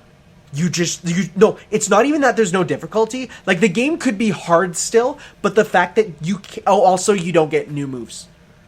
You start off with the same basic moveset. It stays basic. It's worse than your Devil May Cry 1 moveset, and your guns just kill everything. Like, it plays like a shooter. Like, not a stylish action game, just a shooter. It's bad. That sounds lame. It's bad. Lame as heck. And it's the order of the series is actually 3, 1, 4, 2. So 2's the most recent one. 2 is the most recent one. Here's the story. I can tell it to you in one sentence. Dante goes and does a thing. He rides a motorcycle into hell. That's it. The game ends with him riding a motorcycle. What's the thing? He doesn't even talk in the game. No? Dante, a character who we now know, is like, "Hey, what's up? I'm Dante. I eat pizza." You know, like that's like X-Men Origins Wolverine. He Deadpool. goes back. Oh yeah, no, that's pretty much it. Yeah. He goes back. He's just a gruff guy. He's like, "I'll flip a coin. All right, heads. I guess I'll take this mission." And like that's it. Then he doesn't speak for hours. He doesn't have boss banter. There's no relation to any of the overall thinking? story because people said the guns in 1 aren't strong enough. Oh. And so they're like, fine, we'll make a shooter. It's bad. Okay, sorry. That reminded me of something. I don't know if it's true or not, but Pokemon tried to... the Pokemon Company tried to do the Breath of the Wild thing. Oh, really? And hire a bunch of younger people. Yeah? But they were all Gen 1ers. Oh, no! Yeah. Huh, interesting. So they let that go. Huh. Yeah, but no, that looks good. So yeah, just play 3 and 4. I'm gonna be playing 3 for the first time right away. I already have 4. 4 is really good. So. Yeah. Okay.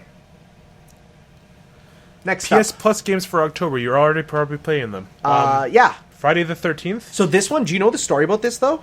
Kind of. So they got the Friday the 13th franchise got sued by the original writer. So there was a lot of stuff planned for this game, but because the lawsuit went through, they legally can't. Damn. So they just said, okay, we'll put out one final patch, we'll keep the servers up, but we can't do any of the stuff we had planned. So then this is just them basically saying, sorry, everyone gets the game. It kind of sucks, but it's what it is. Then after that, it's a Laser League. Know nothing about it. The Bridge. Know nothing about it. Which is also the episode title for the next episode of The Walking Dead. Wow. Rocket Birds 2. I don't know anything about it. And 2064's Read-Only Memories. I owned this game before this. Okay. It's a really good visual novel, and my friend voices one of the characters in it. There's a bit of controversy behind it. The controversy is that the now company that owns it is full of a bunch of horrible people. But no, when this game was made, the company was good. and the people on it were good. There's some people who voice act in it, which are controversial internet figures. Jim Sterling's in it. A few people are like, oh, I don't like this person on the internet, sort of stuff. But no, the game itself is like, ignore that. The game itself is a good cyberpunk mystery game with some really cool stuff in it.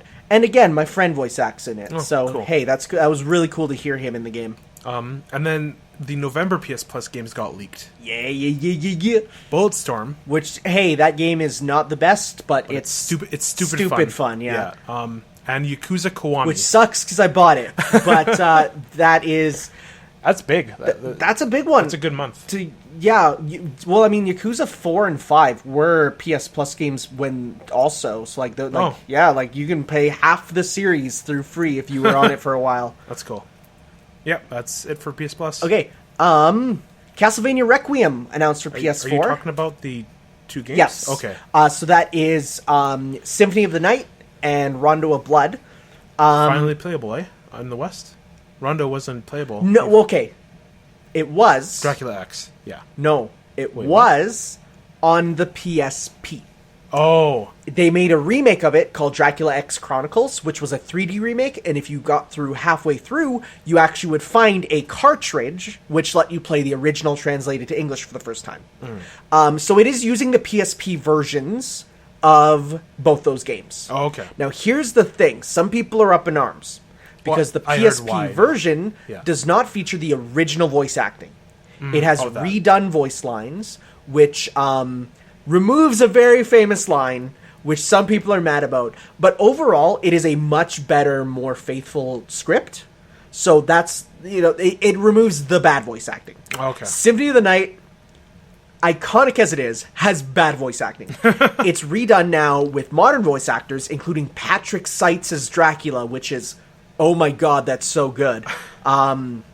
So, no, that is a good one if you ask me, like, for a good thing. And there's more stuff from the other versions of the games. Like, because the PS1 version was the first version of, like, Symphony of the Night. The Saturn version added stuff. Oh, okay. So you get the Saturn bonuses in this, too. So this is, like, the definitive collection. Aside from the voice acting thing, yes. Yeah. And it's on a pre-order sale on the PSN right now. Oh, yeah. For, like, a couple bucks off. Comes out October 30th. Yes, right. No, not at the 30th. Wasn't it a few days before? No, it's just... It comes out the 29th. Yeah, because it comes out the same day as... I think the 25th. Really? Comes out the same day as the Castlevania season on Netflix. Oh, yeah. That's why. 19th, then. Must be. Yeah, because it's right away. Yeah. Yeah, that's going to be dope. Those games are awesome. I bought Symphony of the Night for $5 on the PS3, but, like... yeah. It's $5. No, for sure. And you know what? Version. You get a better version with... fixed bugs, more characters, and you get Rondo of Blood. Mm-hmm. Nice. Just in time for Smash. Yeah. And the reason it's not on Switch is because it's running off of PSP hardware. Yeah. It's running off the same PSP hardware that ran Parappa on the PS4. So I'm sure if they could get on Switch, they would. They would, but it's because it's running on proprietary Sony PSP emulation for PS4. Oh. Yeah. Speaking of Sony, yes, there's not going to be a PSX this year because they said we don't have anything. I mean, that's like at least they admit it. Yeah, I'd rather them admit it and not do it than have what they had for E3. Yeah. Do you remember that, or how they came out with like 3 games? I do remember that. And it was like they were good demos, but they were good demos. But I'm like, hey, where's the games? And it was really sloppily put together. Yeah, too. it was bad. Hopefully, they learned their lesson. Let's next hope. Year. Yes. But people are saying why there isn't one this year is because they're working on the PS5. They're always working on the PS5. Now, we'll get the PS5, but it's not going to be for another couple of years, I think. I hope not, because like I'm so used to these giant long... Well, I mean, it has been a long time already. 4 years? It's been more than 4 years. No, it came out in the November of 2014. 2014 was the PS4? Yeah. I felt like it's way longer ago than that. Because PS3 lasted about 7 years. PA4? PS4. Let's see here. Oh, 2013. Okay, yeah. my bad. Yeah, so it's been okay. 5 years then. Yeah, it's been a while. 5 years. That's already. So yeah, it doesn't feel like 5 years though. No, it feels like this console is still pretty like. No, this console feels to me like it's been around older? It's not getting older. but it feels like it's been around for a long time. Not to me. I don't know. I still remember when I picked up my first PS4. I don't know. It feels to me like it's getting there.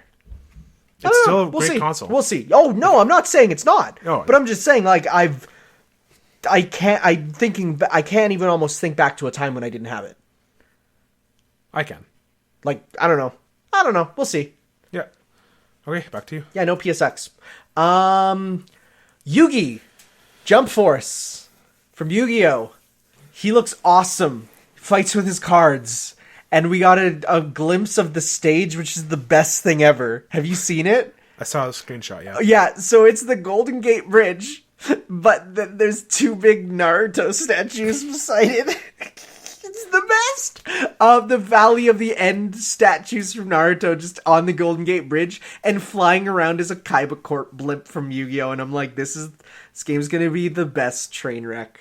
Like, like gameplay-wise, it doesn't look bad. It's not competitive, but it's the same reason I'm excited for the My Hero fighting game. But it just looks so ridiculous. I love it. I love dumb anime garbage. Okay, so that's it for gaming news. But now we're getting into the TV and movie stuff. Yeah. The Walking Dead 187, which Yeah. is about 2 issues away, I think. Okay. It's future to be the biggest storyline ever in the comics. And that is pretty big. Well, we'll see then. So there's like they're still doing the government stuff, Yeah. but we don't know where it's going yet. I'm sure in that issue we'll see where it's going. All right. Maybe the Cure. Wow, that would be a big thing, actually. He wants the Robert Kirkman wants the series stand by 300.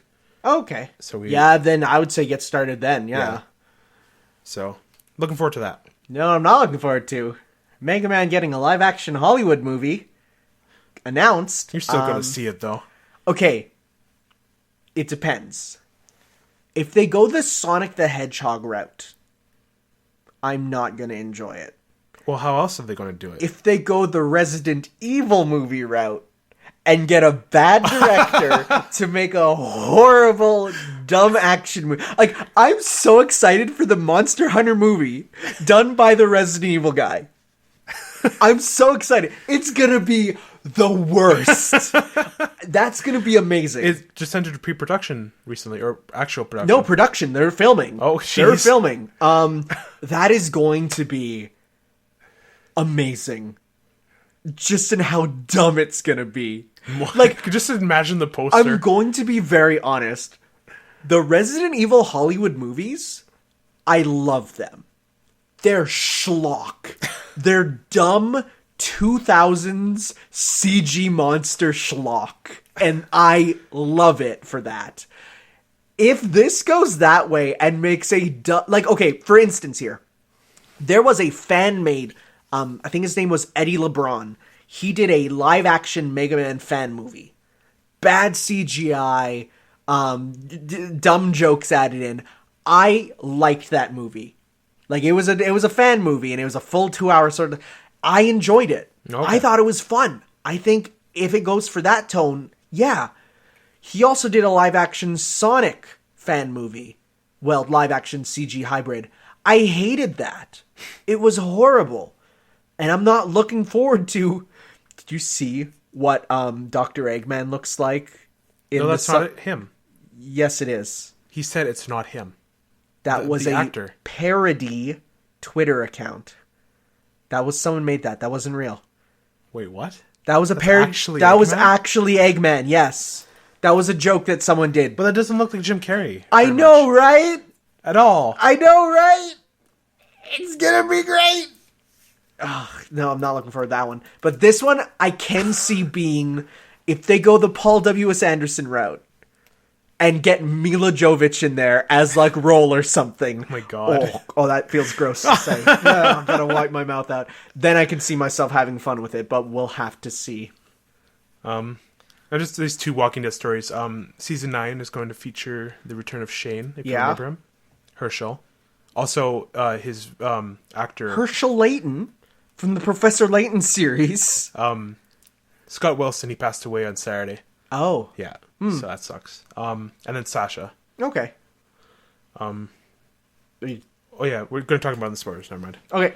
Just you can do the other one? Yeah, sure. Also, season 4 of the Walking Dead game has been saved by Skybound Games. Shame about all those employees they fired, though. Yeah, shame. Shame about that severance payment they're not going to get. Shame gamers care more about the fact that the game is saved rather than the people making it. But that's just my opinion. So, okay. This looks like the most dumb anime stuff I've ever seen in my life. Okay, 2 games made by the Danganronpa and Zero Escape series guys.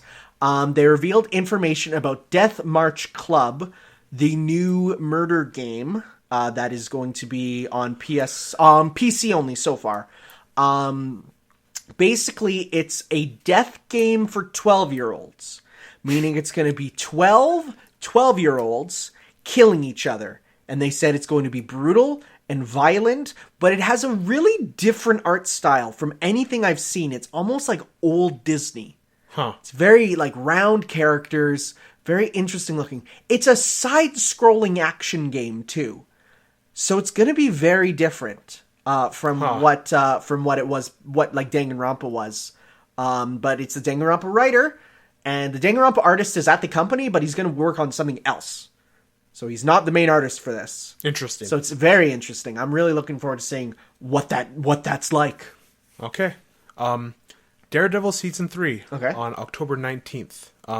Looking real forward to this. Okay. Why, you may ask? Yeah, why? Kingpin's getting his classic white costume. Okay, good. Yeah, that should be. I'm surprised that wasn't there before. Not the purple, though. It's all because of, like, Matt's going to go to the dark side while Kingpin's going to, like, look good in the public eye to get his reputation back up. It's all those kind of theme stuff. Right. Bullseye's coming. Nice. Does he look like the guy from No. the Daredevil? Oh, I really liked that yet. guy. I liked that guy. The guy from the Daredevil live action movie. I thought he was dope. I know. I like that. I know what you're talking about. And then they're doing the Reborn Again storyline. Would you care to tell people who don't know what that is, what that's about? No. Okay, fair enough. I'm not sure what it means, but like I just saw it. Fair enough. You know that's It's all about I think it's just about Kingpin making Daredevil look bad. Okay. Basically, I'm using Bullseye, that kind of stuff. All right. Okay, Square Enix has announced Kingdom Hearts The Story So Far. Released on October 30th. This is the game I was thinking of. Yes. Like, so release. This is 1.5, 2.5, and 2.8 all together. This is literally every game leading up to Kingdom Hearts 3 minus The World Ends With You. Oh, okay. And the mobile game, but it includes the movie version of the mobile game. It also, it doesn't include the DS games playable. It includes them through movies, but that's fine. Yeah. Those games aren't the best. They're also not super important. They're important enough that there's like 1 or 2 characters that you need to know, so they show it to you in the movie, but yeah, they're not important to play. Is it physical release? Physical release. It's cheap. $40 American, US? so it's going to So be 50 $50 here. But is it a 3-disc collection or is it on all one disc? I think it's 2-disc. Okay. I think it's going to be because 1.5 and 2.5 is a 1-disc game and 2.8 is a 1-disc game. So I think it's going to be a 2-disc collection. Wow, that's a lot of bang for your buck. Yeah. That is. So Birth by Sleep. 1. Chain of Memories. 2. Dream Drop Distance 0.2, which is kind of a demo, but still, it's like full enough to be a game. 6 full games For $50. 3 movies, and each one that you beat gives you a theme for your PlayStation. All for $50. All for $40 American. Wow. Yeah, that is a lot. Like, just to put it in perspective, all those games were sold full price when they first came out. So, yeah, wow, okay. That's a really good deal, and finally people can stop being like, okay. Like, all the stuff of people being like, it's so confusing. It's like, no, just play the games. They're literally all in one package now. Yeah. You have that package, and then 3. I think people just didn't know how many games there were out there. And really, there's not even that many. Like, really. Yeah. Like, it's literally just, 0, Birth by Sleep. 1, but on the Game Boy Advance, then ported to the PS2. Like, it's kind of a half one, right? Yeah. 2, and then, Dream Drop Distance is like pretty much 2.5. And then 3. Like, that's it. There's spin-offs and stuff, but the spin-offs are very minor, and they're pretty much... Like, it's weird because the spin-offs are meant... How do I put this? When they first came out, their function was, let's put Kingdom Hearts 1 on the Game Boy Advance. So that's what Chain of Memories is. But instead of doing it's just a remake or something, it's literally a sequel that goes through the same worlds. Okay. They did that again with the DS games. It's let's imagine playing through Kingdom Hearts 1 again, but it's on a new system. But it's a different story, So it's like function-wise, they're about the same. Okay. Yeah. So that is a really good package, though, and I really recommend that for anyone interested in Kingdom Hearts 3, because picked it up and boy, you get some good games. Should I? Yeah, dude, I would. Those are some really good games. If I have the time. They're not too long. Okay. Yeah. We'll see. We'll see. All right. A few trailers came out. Yes. Dark Phoenix. Have you seen the trailer? Nope. It doesn't look very good. Wow. In my opinion. I mean, well, to be fair, it's an X-Men movie. I mean, there's some good X-Men movies. There's some, but I'd say majority aren't very good. I just don't see any life in this trailer. Maybe it's just the trailer. Ironic being about Phoenix. Yeah. There's no life. I don't know. I don't know what to say. I think it's time to let him go. Which it's going to be. It's going to be. And then Aquaman trailer, the 5-minute Aquaman trailer. I'm sorry, the trailer is 5 minutes long. Yes. So you get about 10% of the movie. That's 5%, really. There's like 2 full scenes in the trailer. That is ridiculous. Cut with like. That's absolutely footage. Ridiculous. You watch that and you don't have to see the movie. You can piece together the entire film yourself. I hate Hollywood trailers. Some of the jokes in the trailer really didn't land. Oh no. Like, yikes. Oof. Some of the CGI is kind of oof. I really don't know. Black Manta looks cool at least. Yeah, he does. Yeah, but he always looks cool. Yeah. We got our first Gen 8 Pokemon. It's Gen 7. It's confirmed it's still Gen 7. No. Yeah. No. No. Yes. Didn't Pokemon Company literally say this is still Gen 7? No. No. It's Gen 8. This isn't Gen 8. Is it available in a Gen 7 game? Technically. No. Pokemon Go is Gen 7. Pokemon Johto is Gen 8. Johto? Pokemon Go is Gen 8. Okay, the way gens officially work is the first mainline title that has him in it. Like, for example, Munchlax and Bonsly are Diamond and Pearl Pokemon, but they cameoed in games in Gen 3.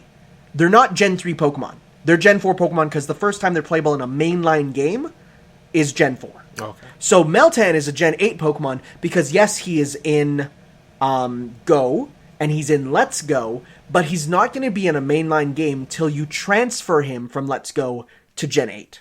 And he's the Gen 8 mythical Pokemon. Do you know what a mythical Pokemon is? Yeah. What? Damn. Okay. A mythical Pokemon is like your Shaman, your Jirachi, your Mew. Oh, okay. Any of those that aren't obtainable through normal gameplay, but aren't like a brutally overpowered one. They're usually more like just event sort of stuff, right? Oh, okay. So yeah, he is Steel type. I love his design. I'm not sure about his design. I love it. I think it's cute. Now, mind you, as a legendary, I think it's a little underwhelming, but as a design in general, I do really like it. I think it's cute, and we'll see. We'll see how he does. He's going to be like a main character in one of the movies? Oh, yeah, of course. But it's basically going to be, okay, you can either catch it in Let's Go, you can catch him in Go, and then what you do is you can transfer it to once bank will be accessible for Let's Go, you'll be able to then put it into the bank and then take it from the bank to the Gen 8 game. So that's how you get it. What do you think we'll see first stuff about Gen 8? Not till next year. Like when next year? I'd say probably midway through next year. When did... they confirmed it's going to be coming out 2019, but I think it's going to be not available till the end of 2019. When did Sun and Moon stuff start coming out? Because I remember... Sun and Moon started coming out very... like close to the release date. Because I remember the concept art of the hotel, one of the hotels. Well, that was not even real. Like, that was just in the background of a video. Like, we didn't. Oh, like, yeah. That was leaked. That's what I'm thinking about, technically, because it was in just an anniversary. That was in one of the trailers for Go. Oh, That was in one of the intro. Oh, yeah, yeah, it like was. that was no. So now Pokemon games are weird nowadays. They used to follow patterns, but now they don't. So you can't really use that. all right. To wrap it up, a bit of Marvel news. Yes. The Avengers 4 title is heavily rumored, basically confirmed to be Avengers Annihilation. Not as spoilery as I expected when they were saying, "Hey, we can't spoil the title because it reveals too much." Yeah, but it's. I was expecting like America's End or something like that. I mean, have you seen his tweet? Yeah, basically he's done. He's done. Oh, but he's done. So 4 is going to be a oof. it's gonna end with a lot of. I still think it's love pretty the much title, gonna though. be all the like original Avengers sacrificing themselves to get the new ones back. There's a thing where it's like it goes ahead in time. Like Tony has the kid, but he's going to have to give that up to go back in time to reset it. What kid? Morgan. Him and Pepper's kid they were talking about? Oh, they're going to obviously have a kid. Wait, what? When did this happen? Like, it's going to jump forward in time. People Okay. think when Tony and Pepper have a Was kid. that okay? In the When? future? Okay, Yeah. I thought that was something that like was already being happening, and I'm like, No. wait, what? Okay, No. okay. And then Tony will have to sacrifice. Okay, Like Thanos had to sacrifice, his who. car. His car. And he became the car. Thanos car. We'll see. We'll see what happens here. Ready to talk some more Smash Brothers? I was waiting for this. Okay, Ken was leaked. Is it real? I don't know if it's real anymore. So here's the thing. I read a huge page that went into all the details about it. At a recent event, they got people to pick the same characters, minus they couldn't pick Pichu, they picked Pikachu. They couldn't pick, obviously, Ken. They picked Ryu. They stood exactly like the picture, and Ryu's foot was clipping into the platform the exact same as the Ken in the leaked picture, and his shadow matched up. Okay, so Like it's confirmed. It's confirmed. So that means ya boy Ken Masters is in Smash. Okay, did you see the eShop card? Yes. I don't know, that almost lends itself more to the box theory. It does a bit, but at the same time it could also just be we're like for merchandise, we're not putting them all on it. I don't know. I don't know. We'll have to see. I don't think If there's- just going to be 2 more. I could see okay, if it is just 2 more, I can then see them doing like how they announced Mewtwo. Where it'll be like people think they're going to do like Game Awards stuff. Like they're going to announce the first DLC character at Game Awards. yeah, something like that, right? Because the Game Awards takes place like the day before Smash comes we'll see. out. Yeah, we'll see. We'll definitely see. That's But going to be a good day. yeah, so we'll have to see. But yeah, no, Ken, I'm really excited for. Like as an Echo. I don't know if I like his look. Okay, but it's his Street Fighter 2 look. That's the thing. That's his look from Street Fighter 2. I can see them putting in maybe his costume from 5, the kind of like Banana hair? no, not banana hair. They'll get his hair looking better, but like the outfit kind of hanging down with like the black tracksuit instead. Okay. I could see them putting that in as a costume there. Yeah. But So 2 Street Fighter reps. yeah, well, I mean, because when they introduced 1.5. Echo Fighters, it's like Ken was the first Echo Fighter. Yeah. Like he was the character where they said, if you don't want to select the same character, because you couldn't in the original, it was here's so that you can select the same character. And then as time went on, they slowly changed them up, right? Like it's literally how Echo Fighters are. Mm-hmm. Here's a few of the differences, because the differences between Ken and Ryu are minor, but there will be some. So, Fireball will be weaker. Uppercut will be stronger. Oh yeah.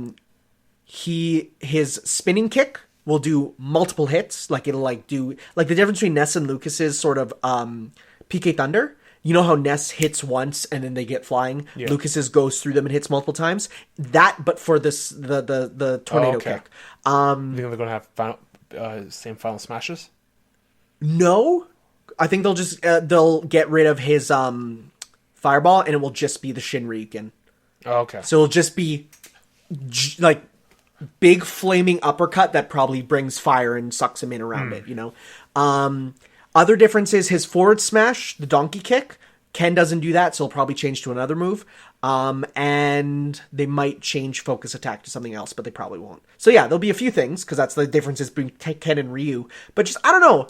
Just the fact that he's in is cool. Oh, also, remember that one theory that Dante would be in? Yeah. You know what it might just be? Someone might have seen Ruben Langdon recording for for something, and it said Smash Bros. So of course, because Dante and Ken share a voice actor, so then it might just be probably Ken. Yeah. Did you see like the YouTube stuff, the playlist that got updated? Yeah. And so I think we're gonna get website that doesn't have the new. I think we're gonna get something new pretty soon. Yeah, like probably by the end of October. Yeah. Yeah. End of October, if not the very beginning of next month. Yeah. And then one other thing, Craft Yoshi. Yep. That's cute. Doesn't look too different, but looks. No. Have you actually seen a side-by-side comparison? Yeah, I have. It still doesn't look that different. They are quite different looking. I mean, like, yeah, color-wise they're not, but like in terms of his actual body shape, it's like beefier. Like yeah, I guess. He's much thicker. Yoshi is thicker. It's a cool costume. Yeah, for sure. And I do hope we get some more of those for kind of everyone. Yeah. And then final piece of news for me, some Spider-Man Far From Home set photos. They recently wrapped in the Czech Republic. Yeah. Mysterio, Jake Gyllenhaal, finally confirmed. You know what? The costume looks perfect, but it's missing just one small thing. You mean one round big one thing? Gigantic big round thing. I think that's going to be CGI. I just hope it's real. I just hope they don't do it where it's like he beats him and then the movie ends with him finding a fishbowl. Like, I'd be mad. They won't do that though. Marvel doesn't do that. I don't want them to do like you could see his face while he has the fishbowl. Yeah, no, of course. They just have it like it's gotta be the fishbowl. I can't believe we're seeing Mysterio. That's live dope. Right. Okay, I got two more stories here real quick. Ace Attorney Trilogy is coming to everything. You'll be able to play those Ace Attorney HD versions, which some people don't like the up-res sprites as much because they lose a bit of the charm from the original sprites. But you know what? Those stories are really good. Those games are really good, and you have no excuse to not play this amazing trilogy now. I'll probably get it on Switch. It's really good. Yeah. Yeah, and then and they also said like way long ago. They said, "Oh yeah, we're working on Ace Attorney 8 for the Switch." Like, they confirmed that way long ago. So what we'll probably get is, 7. We'll probably get a 4, 5, 6 collection also for the Switch. Probably the other stuff, too. Finally, we got a confirmation. Yokai Watch 3 is coming west. So I'm excited about, because that's the one that takes place in America. Big sleep. And it's just full of stereotypes. Also, you can get a Moogle and a Chocobo. Huh. Yeah, because there's a Final Fantasy crossover. Interesting. And then we got Yokai Watch 4 footage for the Switch, and boy, they're going a different route with that one.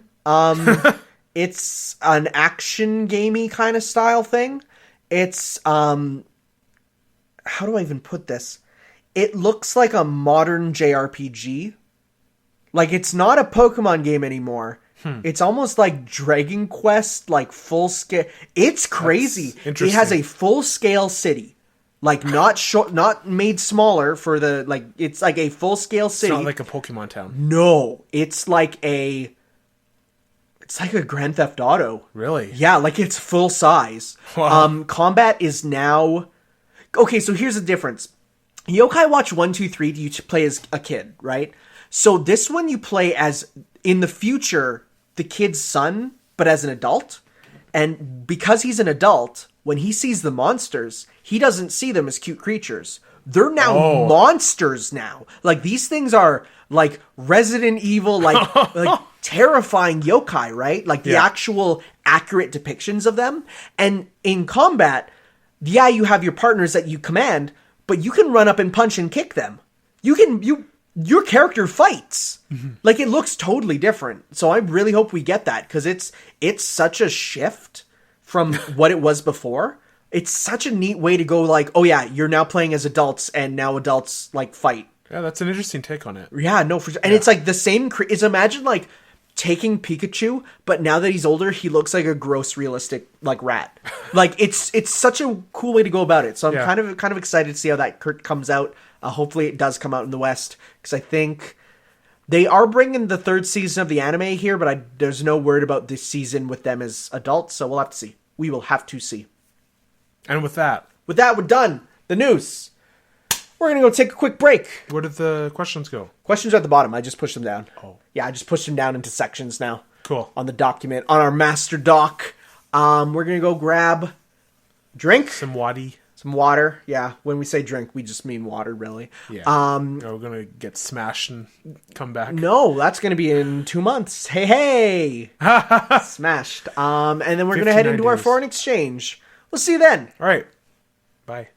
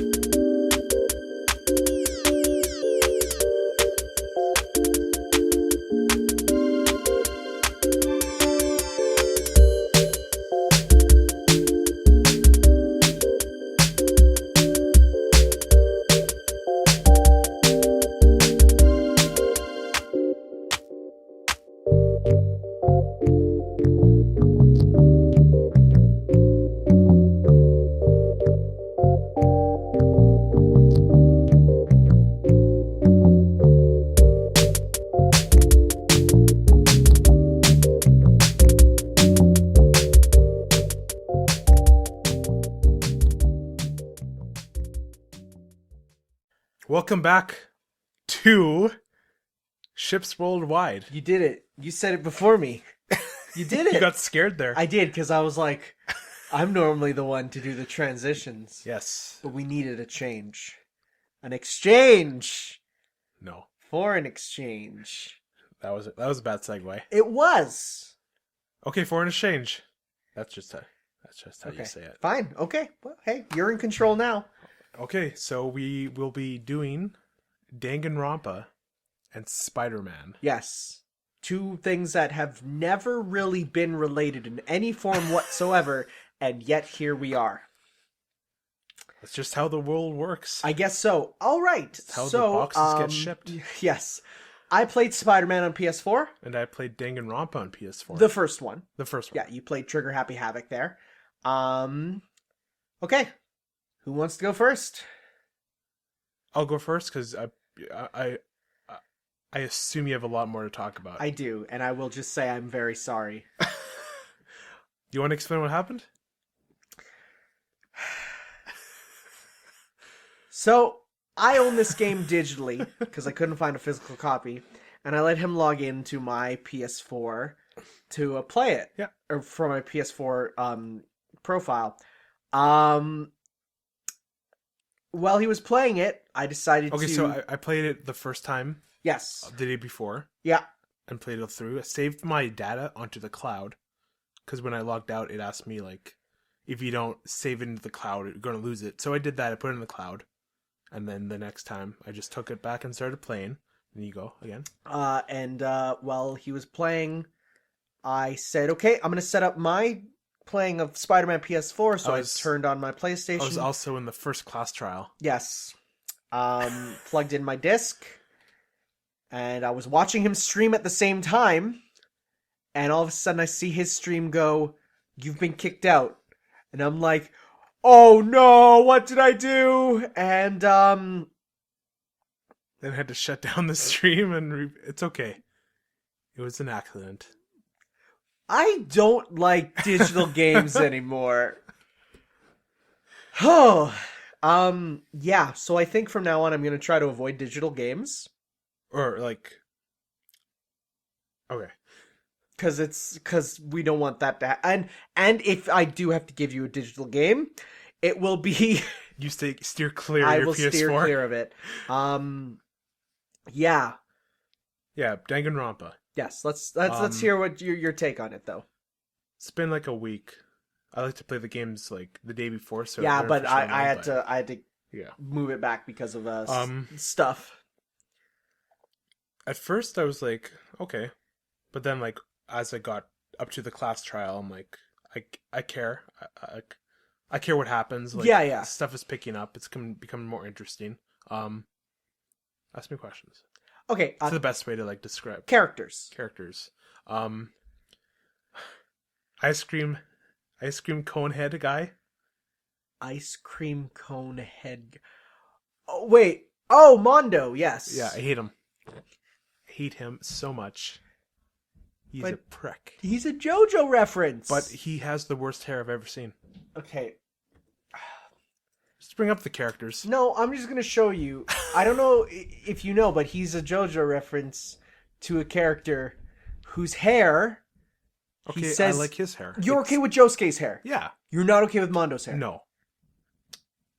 Well, the whole shtick because his more is more pointed. Fine. It looks like an ice cream cone. It's a pompadour. Bring up the characters, then I can Then I can remember. Danganronpa characters 1.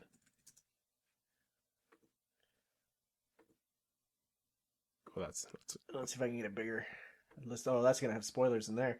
Let's see if I can get it bigger. Can I? Did I accidentally click on Assassin's Creed? I think you did. That's embarrassing. There we go. That's for a mobile game. What? Why is finding a picture of this cast so difficult? Okay, here we go.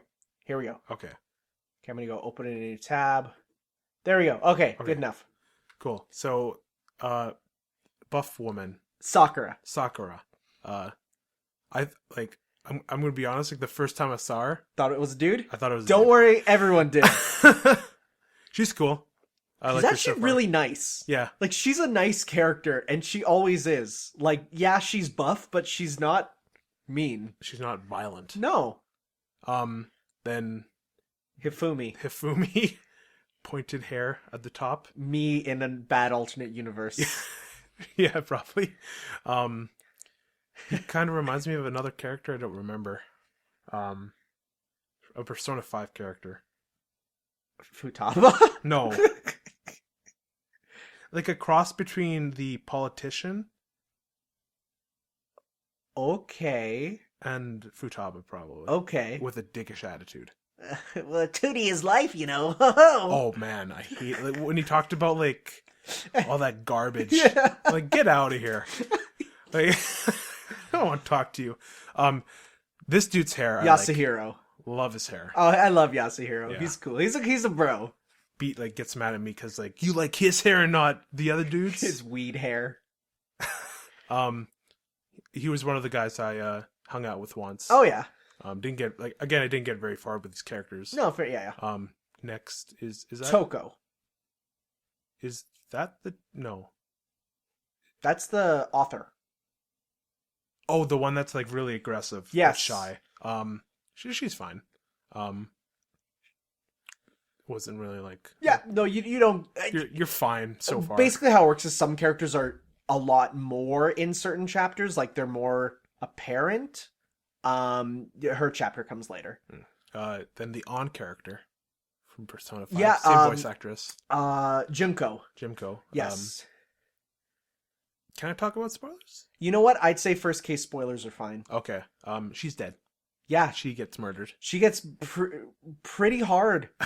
Oh yeah, the thing about the spikes. Yeah, you're like, boy, sure hope no one throws a spear at me. No, and I was everyone like- in the chat was like, yeah, spears, that'd be crazy. No, I was going through the hallways and I'm like, why would you need a strafe button? I was like, a spear's going to be thrown at me or something? And then you're like, oh boy. Like, I can't believe I hit the nail on the head there. really did. All right, then the next one. The Asahina. girl you're obsessed with. Yeah, she's the best swimmer. She's awesome. Not much character development for her. She's just a nice character. Yeah. She's just nice. Like her bad traits is that she likes to eat. Like, come on. Then the main character. Makoto Naegi. Yes. You didn't like his voice at first. No, I didn't. I don't know if I do anymore yet. Well, you heard it a bit more in the trial. I don't remember. Yeah, it's because it's just a protagonist voice. Yeah, it's fine. Yeah. Then Leon. the asshole. Oh, you didn't like him. Well, he was the one acting all like aggressive. Oh yeah. Like he's again. Whoops, someone's at the door. We have a guest. I guess so. Yeah, he was a dick, but again, not much character development. Oh, sorry about that. Let's continue. Leon. Leon. Yes. He's aggressive. Aggressive? Like the other girl, Yeah. but in a very more outspoken way, I think. Yeah. He takes things very seriously, Yeah. but yeah, again, not much character development his side either. And you didn't finish the trial, so you didn't get to see if maybe it resolved for his character. Oh, okay. Yeah. Then the one who died. Yes. 2. Sayaka. She was cool, but like again, I never trusted anyone at all. Yeah. So like I'm like, oh yeah, you're my friend, but like I still don't trust you. But you're still like the closest thing I Yeah. have to a friend. This dude. Kiyotaka. Not much to say about him really. He's just kind of the Professional. professional. Yeah. Dude. Trying to be everything on time. Who's she? Kyoko? She was the ultimate question mark. Oh. Remember, we don't know what she's the ultimate of. Yeah, so I don't have anything to say about her. She's not very. Then the doll, which I hate. Oh, I love Celeste. Yeah. She's great.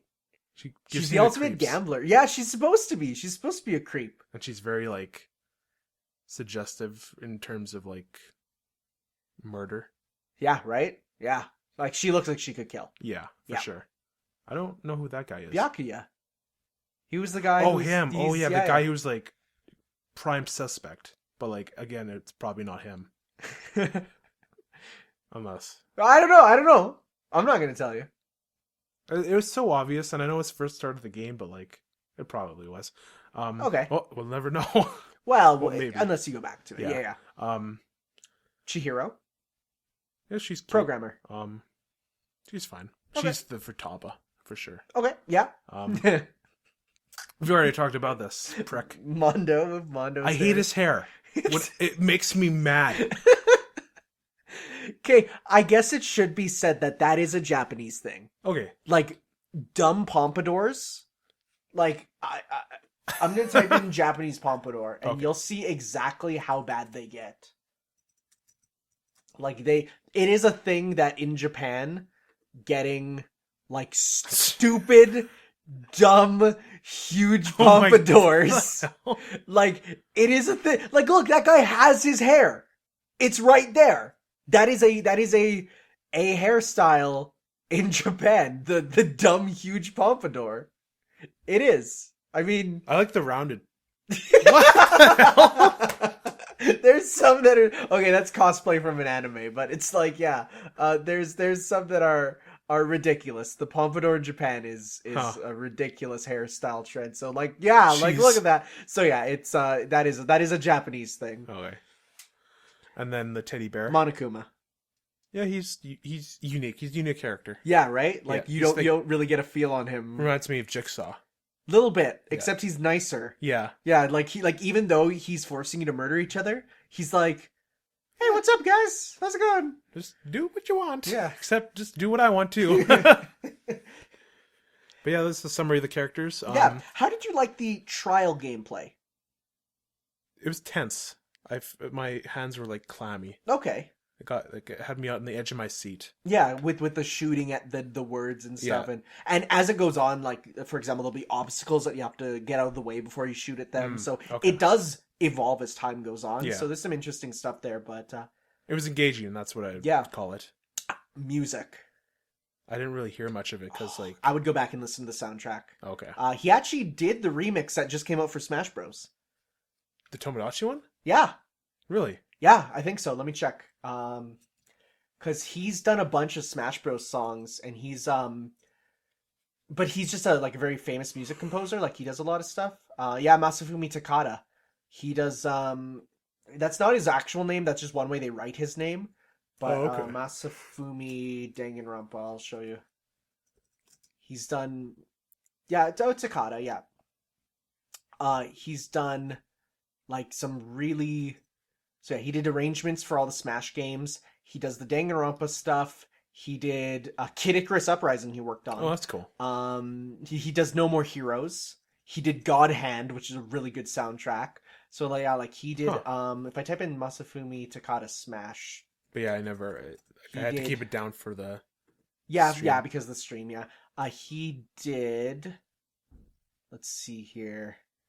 Metroid Ending, Mike's Song, Shinoni Onigashima, Tetris Type B, Lips Theme, and Marination Gear from Brawl. He did Tortimer Island Medley and Tomodachi Life, and then Afternoon on the Island there. So like, cool. I like his music a lot. Huh. Yeah. Not much else. No, it's interesting, right? It's not my favorite game I've played out of your section, for sure. but yeah, I mean, circumstances also kind of didn't help that, but yeah, okay, cool. All right, Spider-Man. So where did you get to? I just helped the cop in the harbor. Oh, okay. So you're at the end of Act 1. Okay. Yeah. Okay. Yeah. Yeah. That's a good video game. It's just a super fun, solid game. I mean, I don't know what to say that hasn't been said before. It's like swinging around a Spider-Man. Oh, that's is fun. It never gets old. The combat is actually really good. You have a lot of options. Yeah. And as it goes on, you just get more and more things you can do, which make it even more fun. The only thing I will say, okay, I'm going to start with some of my negatives. Okay. Because I have a few that I think things that can be improved upon. One, getting him to just climb up a wall sometimes. It's just like, he'll slam into the wall, and then he'll just jump off. I'm like, no, I want you to climb it. Yeah. Or he'll start sprinting up. I'm like, no, I just want you to climb it. Well, that's when you hit the R2. I know, but even still, it's just like, I'm just trying to get it. So, like, I have a few issues with that sometimes. Yeah, it's a bit funky. I don't see myself... Okay, also, Web Blossom is super overpowered. I stopped myself from using it because it was so strong. Me too. some of the consumable stuff, like the electro webs and the spider drones and the impact webs. I like by endgame I used it all. I was just like I was there and I'm like, the base moveset is almost strong enough that you don't need it. Yeah, but there's also like all this other stuff is like there for you to make it easier. I mean, I guess, but it's just like the fact that it goes away, like you get 3 shots or something with some of them. I'm like, I don't know. I didn't find myself wanting to use them. I know, yeah, but I don't find myself using that too much, at least right now. You got the impact webs, right? Yeah, those are super useful. Oh yeah, yeah. Let's see what else. Oh, it's very easy to miss dialogue. Is it? I think I'm playing too fast. Because it'll be like this. I come out of a mission. I start swinging. I see a backpack while Peter is doing the post-mission talk. And then I pick up the backpack and I look at it right away. But he's still in the middle of the talk. Then he talks and then it like cuts it off. And then he'll have to restart it. And like I'll do landmarks and I'll miss it because he's still talking. Because right as soon as I'm out of the mission, I don't want to sit on the ledge and let him do his whole talk. I want to get swinging right away. What I like to do. No, I'm like, I don't have time to sit around. That happened a lot with me with Jameson's snippets. Oh yeah, I barely hear him because it's like I'm never at a point where nothing's going on. Like I'm out of a mission, I'm either getting items, doing submissions, or on to the next one. I did it first. I was like, I'm going to get everything in an area before moving on. That stopped. I was like, no, I'm just going to now get everything between me and the next mission. What do you think of Shocker? I love his costume. Personality-wise, he was a little eh. That's him. That's his character. I'm going to be super honest. I did not know Shocker used shockwaves. You didn't? I was always like, why is there Electro and Shocker? It's the most redundant thing ever. And then finally with this, was like, oh, using shockwaves. I'm like, well, that's why it's called Shocker. They've also rarely teamed up. Really? Yeah. Probably because it's super redundant. At least that's what I thought. Like the name Shocker could have gone to Electro. Yeah. Like, so, but now that I know, oh, he uses shockwaves, I'm like, that makes more sense. Did you like his chase through the city? The chase was fun. That's like the only I will say the chases are good, but it's very clear you have to get to a certain distance with them before you can take them down. Oh yeah. I've been right on top of them. And it's like, sorry, that triangle prompt is not appearing. And I'm like, that is a little annoying. What do you think of like the characters, the personalities and all that kind of I stuff? heard people say MJ is terrible, and I'm like, no, what? No. She actually has something to do. Yeah, she's like actually pretty good. What's Yuri? What do you think of Yuri? Okay, I'm gonna be real. Beat ruined her for me. Because when Beat said that she's voiced by Mitsuru from Persona 3, that's all I can hear. I mean, Spider-Man's already Yosuke from Persona 4. No, Yuri Lowenthal does a great job. He's really good. This game really made me like fall in love with Spider-Man again. Like I will say, like the whole thing of, oh man, it's Yosuke, like that wears off quickly. Like for me as someone who plays Japanese games in which Yuri Lowenthal is in the credits of every single one. Like I don't know if you know this, he is the anime voice actor for games. Like he's in all of them. I very quickly. Like, he's so good that I very quickly backed away from that and just heard Spider-Man. Mm-hmm. And that's really cool. Few other characters can't say as much. I heard Black Cat call me, and I'm like, there's Futaba. Yuri, that's Mitsuru. There's a couple that I'm like, these are very... Kingpin? I'm like, that's an anime voice actor. They're all here. Still so weird they went with the anime cast instead of the normal like Western game cast. Like that's still a weird good choice for me because they do good. But it's just strange to hear these anime voice actors doing non-anime roles. Otto Octavius. What do you think of him? It's obvious, but like I know. I mean, I know where it's gonna go, but it doesn't go the way you think it goes though. That's how they like do it. He's probably the only one that I look at and I'm like, I don't dislike him, but I don't love him. Like he's just like what they're doing with it. Like I don't know.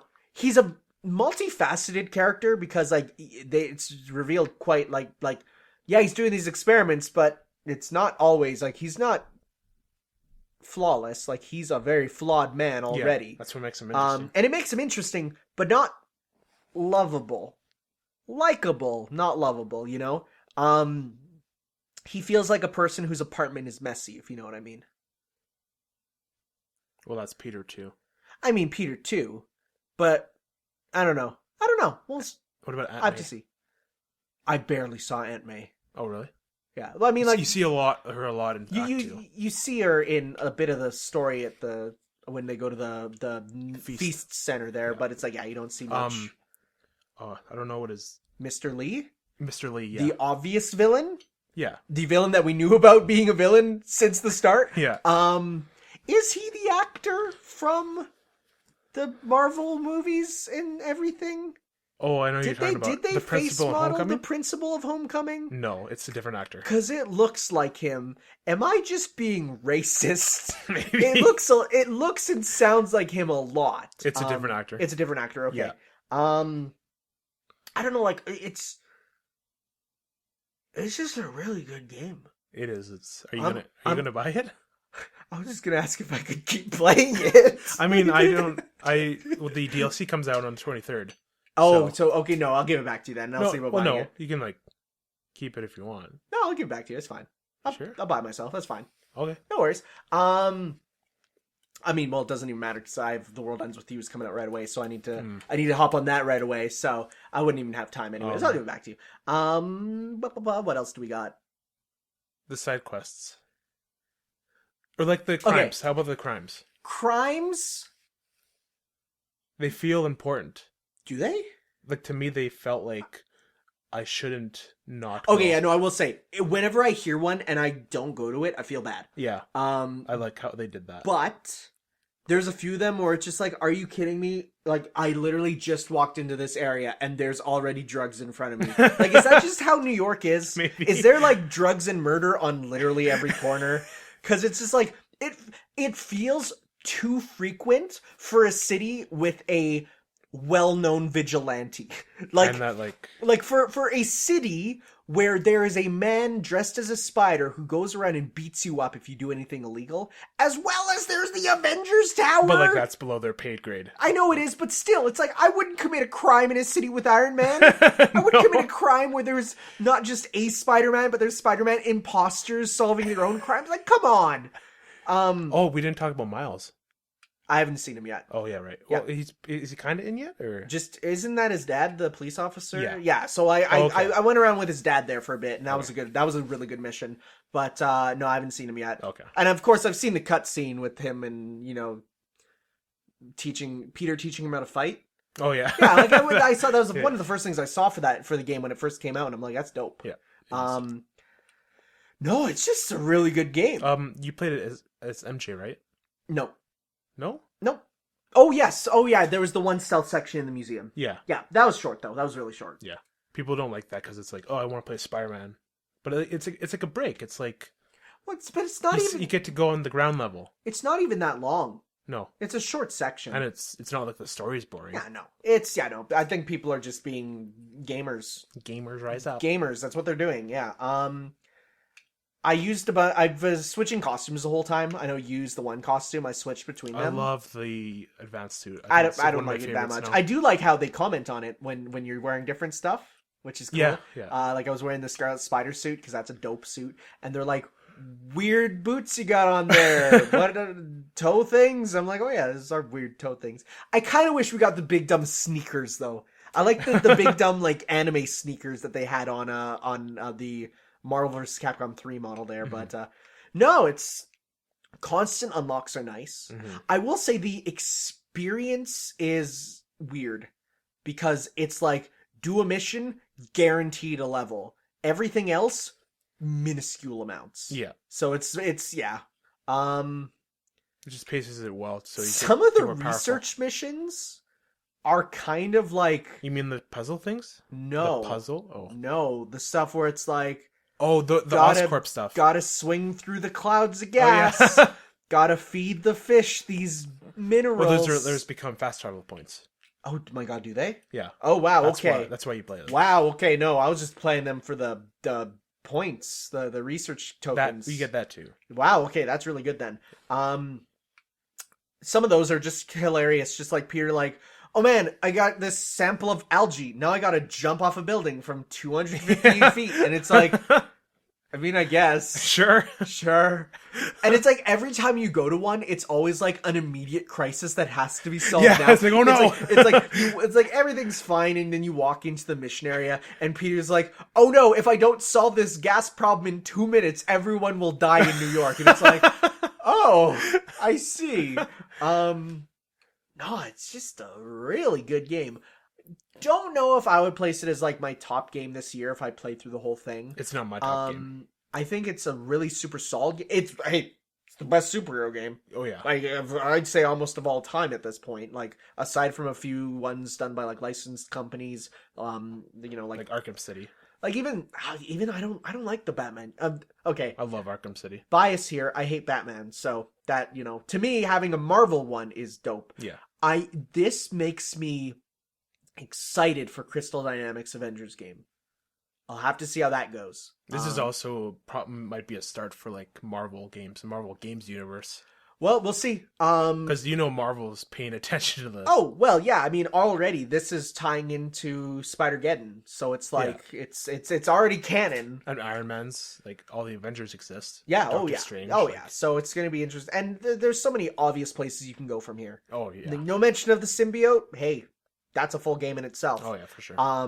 You got anything with the Avengers, a full game in itself. Yeah, there's a lot of places to go. Is Green Goblin in the game? No. Okay, so that's another logical place.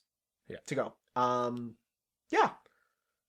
I want you to finish the game so we can talk about it. But... I know, I've heard the ending is amazing. Yeah, it's so spectacular even. Haha, ultimate. Good. Cool.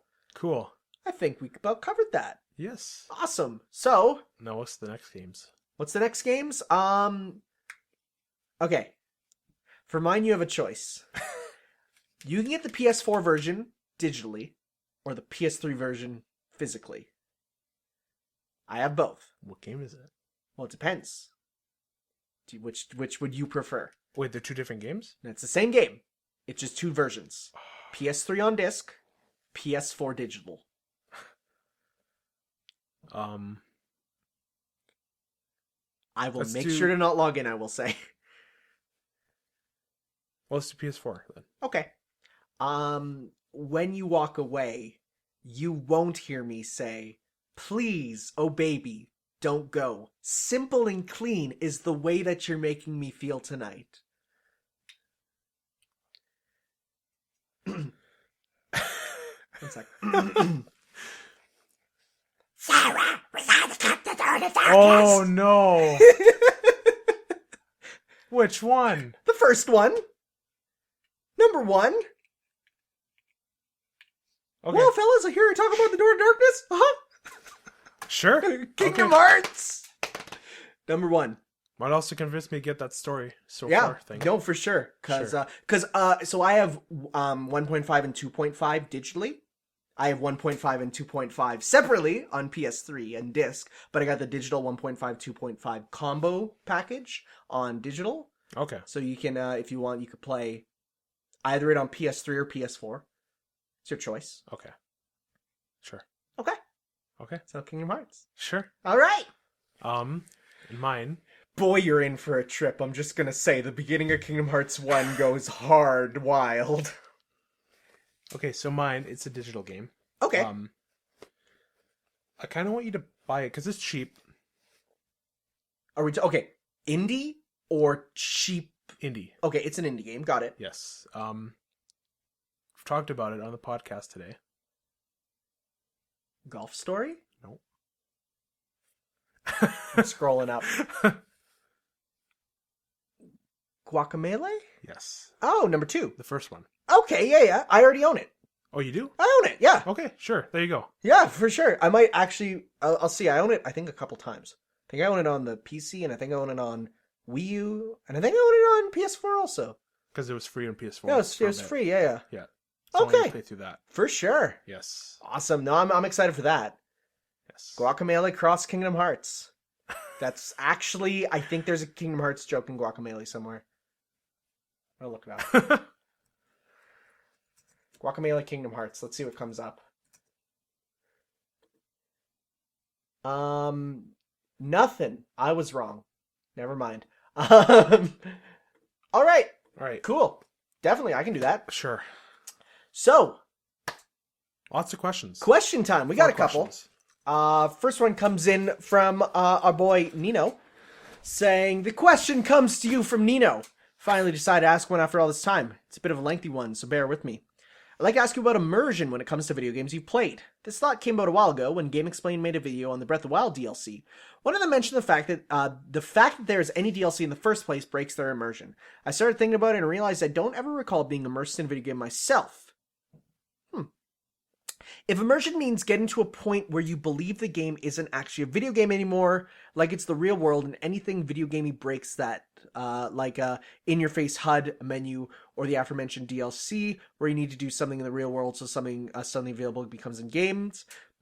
I've zened out, as I like to call it, getting to a point where things aren't, I'm going to press this button, do this action, and it's just, I'm going to do this action, or I put a ton of time into a game all at once without a break, but I feel like that isn't quite what immersion is, and whenever this happens, I'm still very conscious of the real world. I don't think the video game is all that exists. So the question I have for you is, what is immersion to you? Have you ever been immersed in a game? If so, what are the games that are really easy for you to get immersed with? Can't wait to listen in. Okay. So I've never gotten to a point where a video game stops being like a I think there's video been a game. few times for me that like I just like fell into the world and forgot where I was. Like I can't say I've ever done that. I've been enveloped by a game before. I get into it and I love the world, and I there's games where I feel like it's a living place, but I've never thought of it as a real thing. You know? I can't like pinpoint the games I've felt that way, but like I know I've felt that way before. Like the only one that really comes to mind for me, and this one is a bad example because it's very video gamey, it's like Mario Sunshine. Really? Because for me, the world of Mario Sunshine feels like a place you could visit. The way the levels are and the way the world is. Yeah. You can platform around it, but it feels like a place that could exist. And for me, when I played it as a kid, I was like, wow, this place is like, it's like a real island almost. Mm-hmm. Even though it's very broken apart, it's not even open world. So when it comes to immersion, I like places that I look at and I think, this is a place that could exist, and I feel at home in it.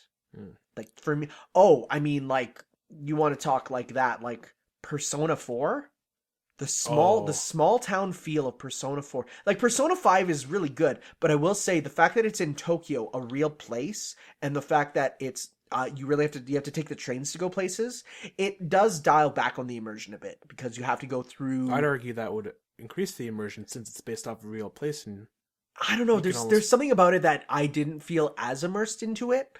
I think it's because I've never been to Tokyo, but I've been to small towns, and I don't know, something about Persona 4 to me is like the Inaba feels like a place that is homey, and I think that's the difference. Because Tokyo is a big place, and Tokyo has tons of people, but Inaba is a small town that like I want to go visit. Okay. I don't know. So like I'd say the closest is probably Persona 4 for me, because it's just like I don't know. I think story really comes into play too, because when I get really enveloped in the story, I like that's the only thing I'm thinking about. Yeah. That pleases me in the game. So that's immersion to me, like deep story. I'd say it's less about the world and more about the characters. I have to care about the characters. Yeah. Because if I don't care about the characters, I don't care about the world. Yeah, like what are you doing there then? Yeah. Exactly. That's interesting. That's a good question. I think we answered them. What is immersion to you? being drawn into, like, immersion to me is not forgetting it's a game. It's caring about the characters. It's caring about the world. It's feeling sad, even though it's a video game, you know? Yeah. It's feeling emotions, not necessarily feeling like it's real, but caring about them. It's forgetting where that's what I think. See, I'm always cognizant of the fact that I'm playing a video game. There's sometimes where I just like... Yeah, no, that's not it for me. I like dive into that TV. That type of thing. Wow. Yeah. You dive into a TV, you say? Yeah. Wow. Like the Grudge. Okay. I think like open world games, back when I was younger, I really got immersed. He hasn't played Persona 4. Go ahead. Back like open world games, those like Infamous comes to mind. Okay, so like for example, I would not say I got immersed in Spider-Man. Me neither. Because for me, I don't know. That's interesting. It's an interesting idea. The idea of immersion. I don't know. It's difficult to pinpoint what we get immersed by and what we don't. I think RPGs are inherently easier just because of the fact that you are... Like, I remember getting immersed with Octopath. See, and I didn't get super immersed with it. That's interesting. Yeah. I think it just comes up to... Honestly, it's not just the games, it's also where you're at in your life at the same time. Mm-hmm. Like, you know, I think it's like the stars have to align. Yeah, it has to be. Yeah. You can't do it. So that's a really good question. Thank you for asking. Yeah. We got from Mauricio. Hey, Tanner and Adrian, Mauricio here again. Midterms are starting soon. I'm getting ready for them. I am so happy I don't have to do that. Almost done with getting the platinum for Spider-Man PS4, and Hollow Knight is out and having a blast with the PS4 version. Adrian, I like how you shortened my statement I had about Berserk. Fall is here, and Index and JoJo are upon us. Index is another anime.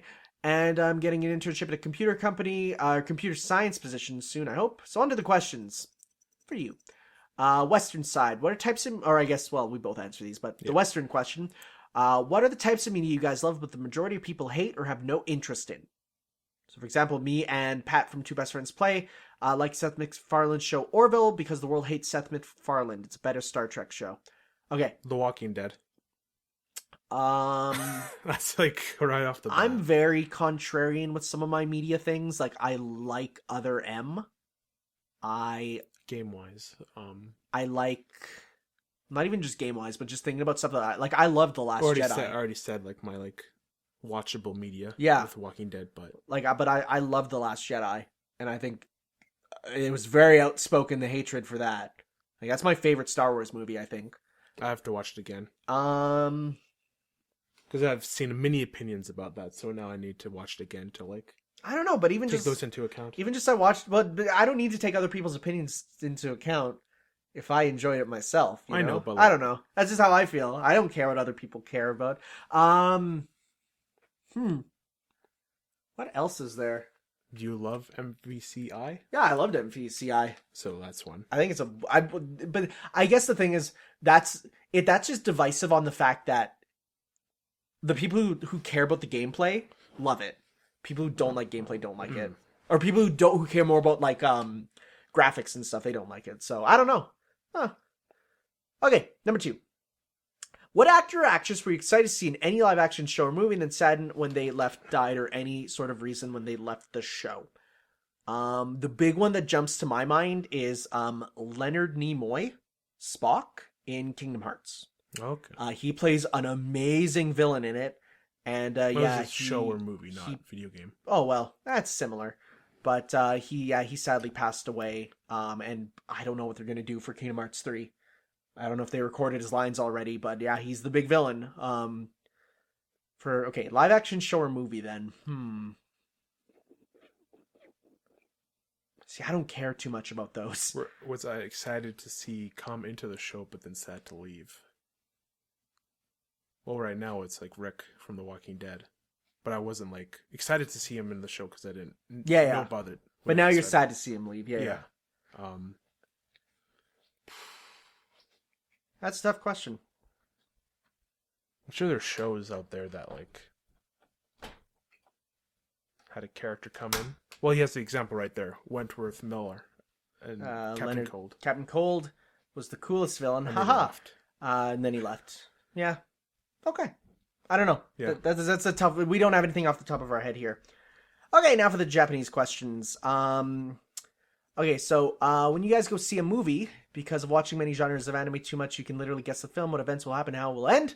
Because I saw Infinity War and I was able to predict 90% of the movie. Yeah, no, I was not there. There was stuff in that movie that I didn't predict. No.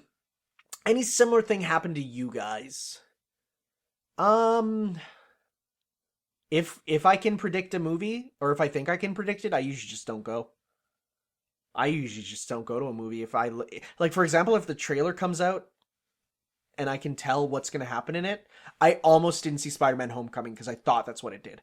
Thankfully, there were some big twists left that they didn't show, but like, I hate Hollywood movies trailers because they show so much. I don't know.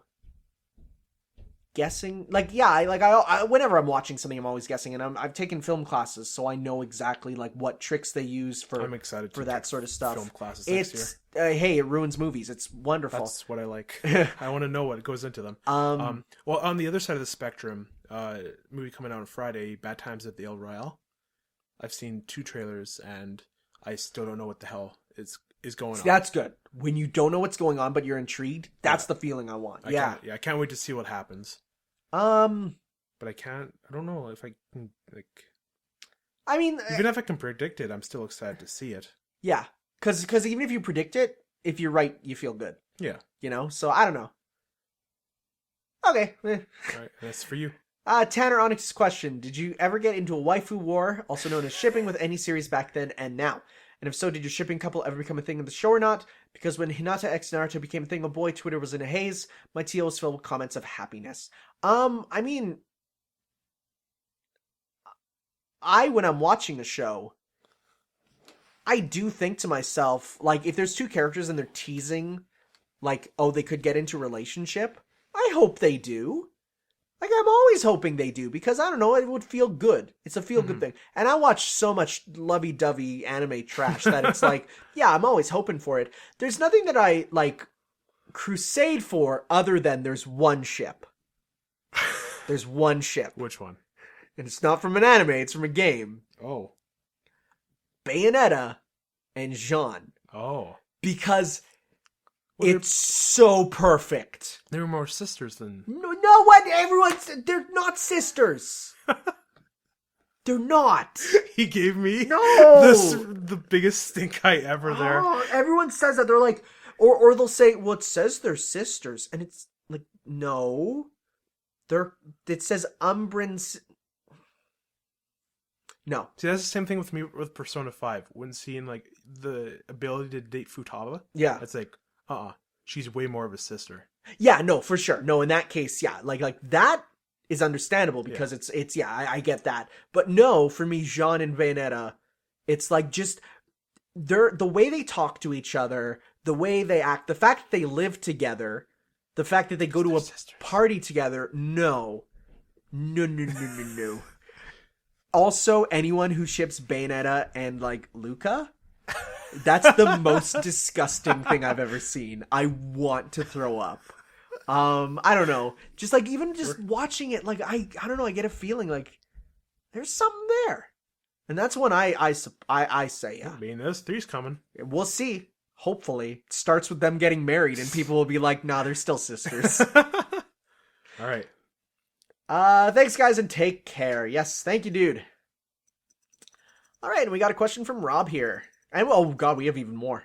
Okay, Rob. We got Rob and then someone else. Okay. Hi, Tanner and Adrian. Hope you had a 2 nice couple of weeks. I hope these questions I want to ask you. It's supposed to be a hope.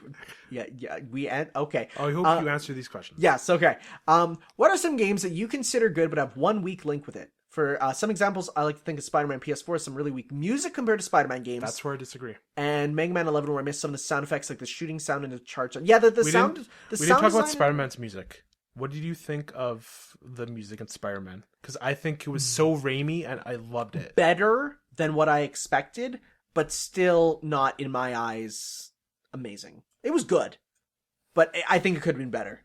In some parts, it could. Let me just say, my favorite thing was playing the Marvel vs. Capcom 2 music while playing the game. It was so good. And for some reason, I really like the research when you're doing the puzzles. music yeah, that no, plays it's there? nice. Yeah.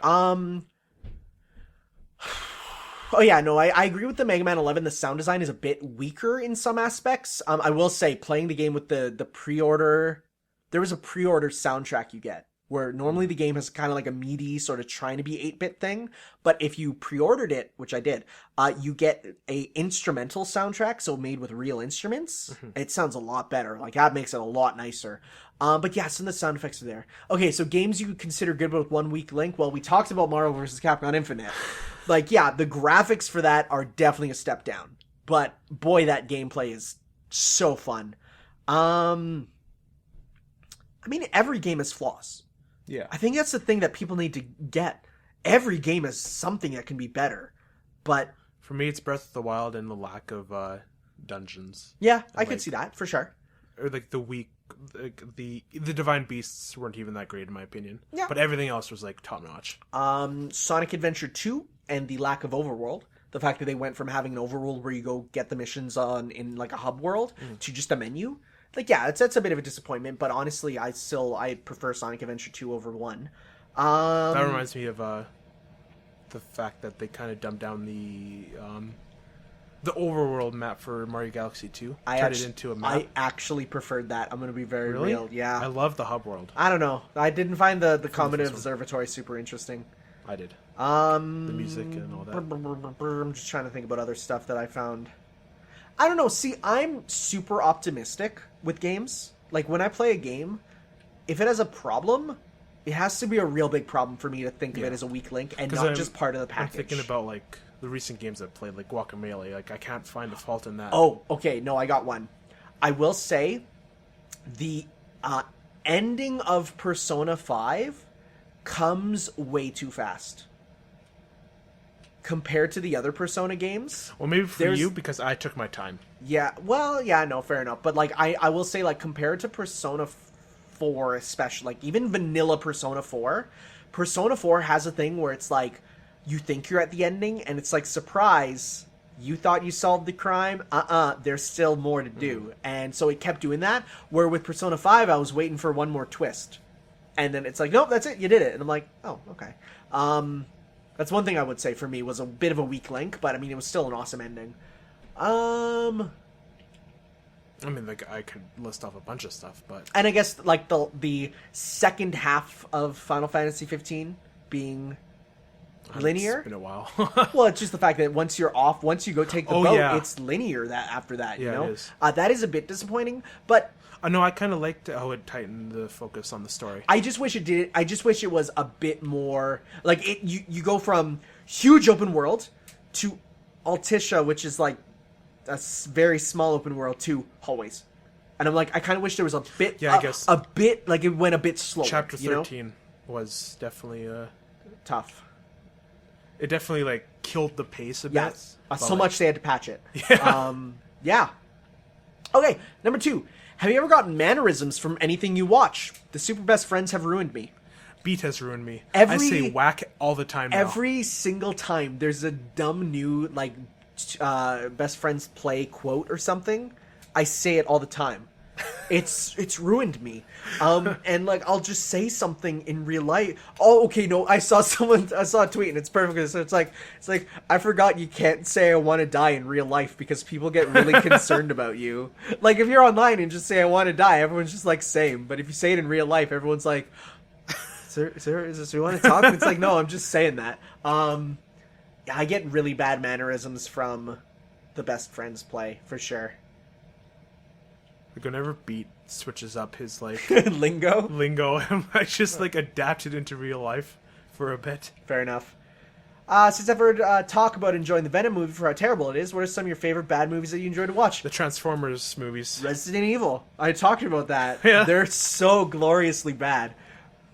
Okay. Okay, I think 4 and 5 are utter trash. for Yeah. Transformers, but the original trilogy, those are like guilty pleasure movies to me. I love those movies. 1, yes. 2 and 3, I'd have a hard time sitting through. again. 3 I like. I think 2 is like at the bottom of the spectrum there.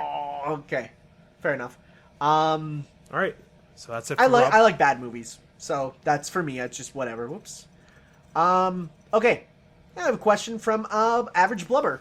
Hey, Blubber here. I want to ask, part of the goal of the podcast was to broaden each other's horizons, right? Has it worked? Has Tanner thought something like, maybe I'll play Arkham Asylum, or has Age looked into any other anime or manga other than Berserk? Just wondering. And then GIF of Logan Paul and Kevin Hart dabbing while on their knees. Okay, I tried to put it. I thought he wrote it, and I was like, no. That's amazing, because it's like, even if I don't know that exists, I can perfectly imagine it. I thought he wrote it. There it is. Oh, wow. That is literally Kevin Hart and Logan Paul dabbing while Logan Paul's on his knees. Okay. Has it worked? I'll say for me, the fact that after I played Spider-Man, I was like, damn, I want to play more. Like, that has definitely changed for me. Where I'm now looking at, like, honestly, before I would have just said Western trash, skip. But, like, it's working for me a bit. There's definitely some stuff that I'm looking at. I'm like, yeah, I'll definitely give that a look. I kind of want to dabble in anime, but I don't, like... Be honest. I don't have, like, insane interest in it as, like, what, like, I have with, like, the TV shows I already watch. Fair enough. Like, I don't have an emotional investment. Like, I don't... It's almost like I don't give it enough of a chance, and that's, like, that's a flaw of mine. But, like, there's just something holding me back. But I know I can do it if I, like... It has to be on the right day. Yeah. At the right time for me to, like, do that stuff. See, like, for me, like, if I'm just feeling down, I'll just throw on whatever's on Crunchyroll. Like, I'll just look through and, like, is that slice of life ecchi comedy? Sure, throw it on, whatever. And I'll just throw on whatever, because I know, like, anime to me is just, like, fall into it. I'm fine. It's a safety net. It's all trash, and it's all, like, safe, you know? But I could even argue, like, before we even started doing a podcast, you getting me into, like, Metal Gear, into Final Fantasy. Yeah. All that kind of stuff. Like, I want to, like, do that stuff, but there's such massive franchises that it's like, okay, I'll devote my time when I have the time. No, for sure. And it is tough when it's something where, like, Final Fantasy, at least you have the ability to jump into any of them, and it's fine. And then, like, because I might even fine. like dive in because of the Switch stuff coming out. Yeah, oh man. All those games on the Switch are, well, the mainline ones are all good. Yeah. The arguments can be made for Chocobo's Dungeon, World of Final Fantasy, and Final Fantasy 15 mobile. Those arguments can be made. They're not as good. But the mainline ones are, yeah, those are spectacular. But if we're, like, narrowing it down to anime or manga, it's, like, again, what I said. Like, I gotta give it a chance. Yeah. That type of thing. It's tough. Are you someone who, like, I know for me, if I walk upstairs and I see my dad watching a show and it looks interesting, like, I think to myself, oh, this is interesting, but I can't watch it because it's not episode 1. Like, I need to start at the start. Yeah, that's you know. So, like, for me, yeah, like, I need to I can't really hop in halfway. So, you know, for some stuff that's difficult, you know, for example, super long running shows, like, I'll never get into Game of Thrones. I was able to hop in partway through The Walking Dead, but even then, like, there was a lot of talk and trying to figure it out. Going back to that, the first episode I ever watched of Walking Dead was in the middle of season 2. And then I watched till the end. That's not too bad being in season 2, but it's, yeah. But it's still hopping in and not knowing any of the characters or no, the fair motivations. Enough. I know they're kind of made so that you can hop in and they kind of introduce it to you, but I don't know. For me, I like to be at the start. Yeah. I will say it's made me consider it a bit more. But it hasn't super convinced me to do it, you know, on my own so much. It's made me think about it more, I'll say. Well, that's for me with, like, Shenmue. Like, yeah. I'm interested in it. I want to play it, but, like, my backlog is, like... There's so many games. This, like... Like, heck, I mean, my next game I'm looking at, like, is, like, Devil May Cry 3. I've never played it through myself. So, like, I'm looking forward to that. So, yeah, no, that's why I'm working through my bucket list, as I call it. Once I finish Yoshi, I want to play a PS4 game that I have to still get around to. Which is that? Maybe Nier. Oh, yeah. Oh, that's a really good one. Yeah. Well, that one though, you watched the Mr. Clemps on the original Nier, right? Yeah. Yeah, okay. So, yeah, you're good then. Yeah, because I wouldn't I got all the Drakengard and Nier games myself now, but even, like, those games are rough. Like, but Nier Automata, like, that one is... Yeah, that's a really good one. But then again, there's, like, Red Dead at the end of the month, and I don't want to stop Nier. Forget about it. So I got to make sure, like, these games are in a good, like, slot. No, it's tough. It's tough. Yeah. Yeah. All right. Alrighty. Well... Spoilers. This is now where we would normally end the podcast, but we are talking about some spoiler stuff from some of the things. So we got Walking Dead spoilers. And Venom spoilers. Venom spoilers. Okay, hit me up. Okay, so the episode starts with, like, just, like, establishing shots. Like, it's a time skip. It's a 1.5-year time skip. Yep. Sanctuary's not doing the greatest. It was Negan's compound. Yeah. They grow corn and make gasoline. Okay. And that's all they kind of have, because they're in a factory. They can't really grow a lot of things there. Whereas, like, this Hilltop, it's, like, giant farm. Yeah. It didn't see much of Alexandria for some reason, but I'm sure we'll see it next episode. But what they do, they go to the National Museum in Washington. Okay. And they have to get a bunch of stuff. The Declaration of Independence? Yes. Nick Cage would survive the apocalypse pretty well, I feel. I would. They have to get, like, a big giant wagon. Yep. Like an old wagon. A wheelbarrow mold. Like a mold to make them? Yeah. Okay. And one other thing. A canoe. For something. And it's a cool thing, because, like, the stairs, they have to go down, and it's, like, all a glass, like, floor. Yeah. And it's, like, breaking, and they have to get this heavy-ass Oh, interesting. wheelbarrow. Oh, yeah. Like kind of like a CN Tower sort of, like, glass floor. Yeah. Cool. And then, like, someone almost dies. Ezekiel almost dies. Oh, but no. he gets saved. But then there's a really cool walker. And are you Am I a spider person or no? I'm fine with them. Okay. Spiders don't bother me anymore. After moving here, spiders don't bother me anymore. There's so many spiders here. Because they were going through the museum, and then one of the characters gets pulled under, like, a drape. Yeah. And then there's, like, this old decrepit walker, and it has a bunch of, like, spiders coming out of its orifices, and the mama spider comes out of the mouth, and it looks so cool. That's cool. I'm gonna be real. I kind of like spiders. I think they're neat. I mean, I don't like them in real life, but in media, I'm not like a person. I don't know. I'm not a person who violently, like, even That's it. That's cool. Yeah. Like, I'm afraid of mold. Like, I have a phobia of mold. Okay. But if I see it on TV in a game, I'm not scared of it. Mm-hmm. I don't like spiders. If I see them on a screen, they're not real. It's fine. I don't know. I don't get people who like. There's entire websites devoted to we're gonna recut this show to remove every spider, and I'm like, jeez, really? Is it that bad? They're just little dudes. I don't know. They're not real. Some of them are pretty scary. Yeah, they can be, but they're also not, like, if they're in my house, I'd be freaking out. But they're on TV. They're not going to hurt you. Like, media stuff, it's fine. Yeah. But there's people who need it edited out of their media. Wow. Right?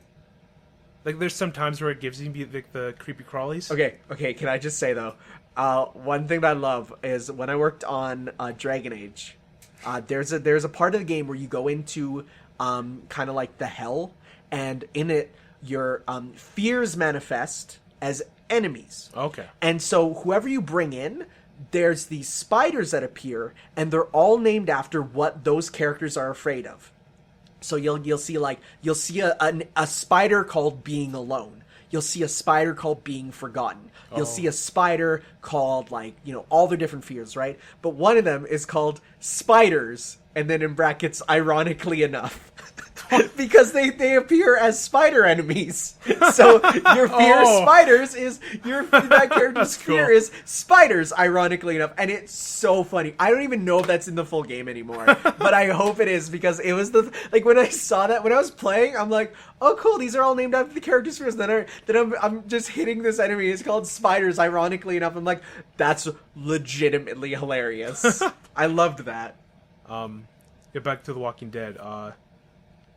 Throughout the episode, it was just, like, kind of, like, establishing, like, talking about Negan and like maybe you should have killed him, maybe you shouldn't have. There's tension at the sanctuary. There's still people who want to like be in Negan's rule and all that kind of stuff.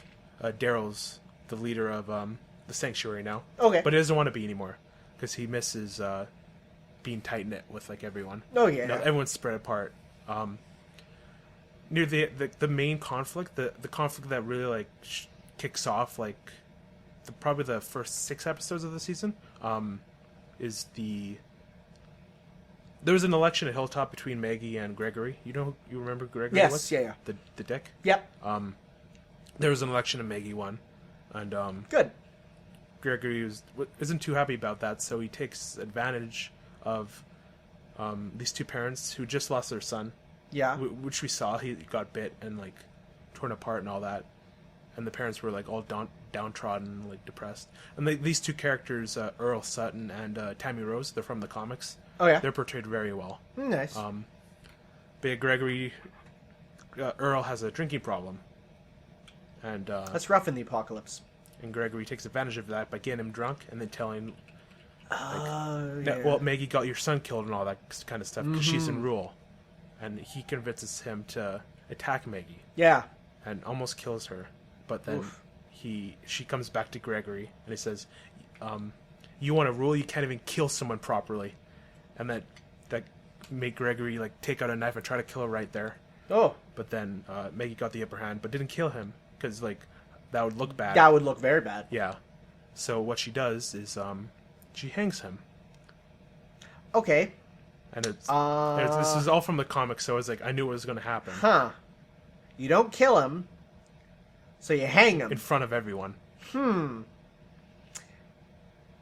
don't kill him in like alone because you have no witnesses. You're okay. You're But, still like, everyone, killing. But everyone knows like how much of a Yeah, I know. Yeah. But that's also a thing that Maggie doesn't. This isn't the start of something. I'm not going to like start killing people willy nilly. This is just this isolated incident. Okay. But like as he was being hung, there were 2 kids that like walked up to it. Yeah. And Michonne freaked out. Michonne and Rick are here at this point. Michonne freaked out because like she doesn't want like anything to come of it again. Yeah. And like but Rick thought she was just freaking out because like Maggie's killing again, and you don't want like anything, Okay, yeah. that kind of stuff. But yeah, it was pretty brutal. Like Okay. Daryl like cut the horse Gregory was sitting on, and he just like swing, and it was like the whole episode felt like really season 1 again. And I really loved it. Neat. Like Walker's just like just lying there. Like you remember from the Yeah. They were From just- the start, they were just there, and then clawing at the floor. Yeah. that kind of stuff. Yeah, It's yeah. really cool. Huh. I'm really excited for the rest of the season. Not excited for Rick's departure because Yeah, but it's it's gonna make me sad. yeah. But they've been talking about like they're openly talking about Whisperers, and like even on The Talking Dead, like the guy had the Whisperers T-shirt on. Oh yeah. And so it's coming. Yeah. They've said like they have like the prosthetics for them and all. Nice. I'm like can't wait for that. But yeah, that's Walking Dead. Now Venom. Hit me up with them Venom spoilers. What do you want to know? Okay, sexy female symbiote. Yes. Oof. So it is his girlfriend that is in the symbiote. Yes. But this is also Venom kissing. Venom is in control, kissing Eddie Brock. Because Venom knows about the relationship. It's like, oh, I just want you guys to get together. But still, it's Venom kissing Eddie Brock. Okay. The whole thing with Venom and Eddie Brock is really cool. It's really Okay. What was the other scene people were worried about that you were talking about? the post-credit scene, What is which that? is very bad. What is it? Cleese Cassidy, Yeah. Carnage. Yeah. And like the quote he said, he's like, "Once I get out of here, I'm gonna let the carnage out," and then it cut to black. I'm like, "Oh my god, That that's is so cringy. really bad. That's so cringy." And his wig, it's Woody Harrelson, who's Cleese Cassidy. Yeah. And he has this really bad orange wig, and it's like, Oof, that's rough. That's rough. yeah. Okay. And then after the credits at the very end, we got treated to a exclusive clip of Into the Spider-Verse. What was in it? Prowler, Okay. chasing Miles. Oh yeah. And then he went to Peter Parker's grave, Oh yeah. but Peter Parker showed up and knocked him out. Okay. Miles knocked him out, and then he's like, "Oh God, I like killed Peter Parker," so he picks him up and runs away. and like uses Peter's webs to like swing. Oh, yeah. He's like, and he's going across the Harlem train, getting cops, and he just has like Peter in his arm. Oh, yeah. And he's just whipping and all that. Nice. Yeah, I'm really excited. for it. I'm excited for Into the Spider-Verse for sure. And I watched the trailer. I had to watch it because it was at the front. Oh yeah. I didn't want to, but like, Well, I mean, I did. And okay. Nick Cage as Noir so is cool. so good. And Spider-Ham and the Penny anime Parker? Spider-Man. Penny Parker. I never heard of her. You've never heard of Penny Parker? No. Oh my god, dude. And then the robot. That's her spider suit. Oh, huh. I've never. The robot. It's SPDR. I've never been exposed to that. Okay. Spider-Man. Okay, so woman. Penny Parker it's from basically an alternate universe where Spider-Man is anime. And the whole thing is her spider suit is an Evangelion. Huh. It's yeah, like it's dope. She's dope.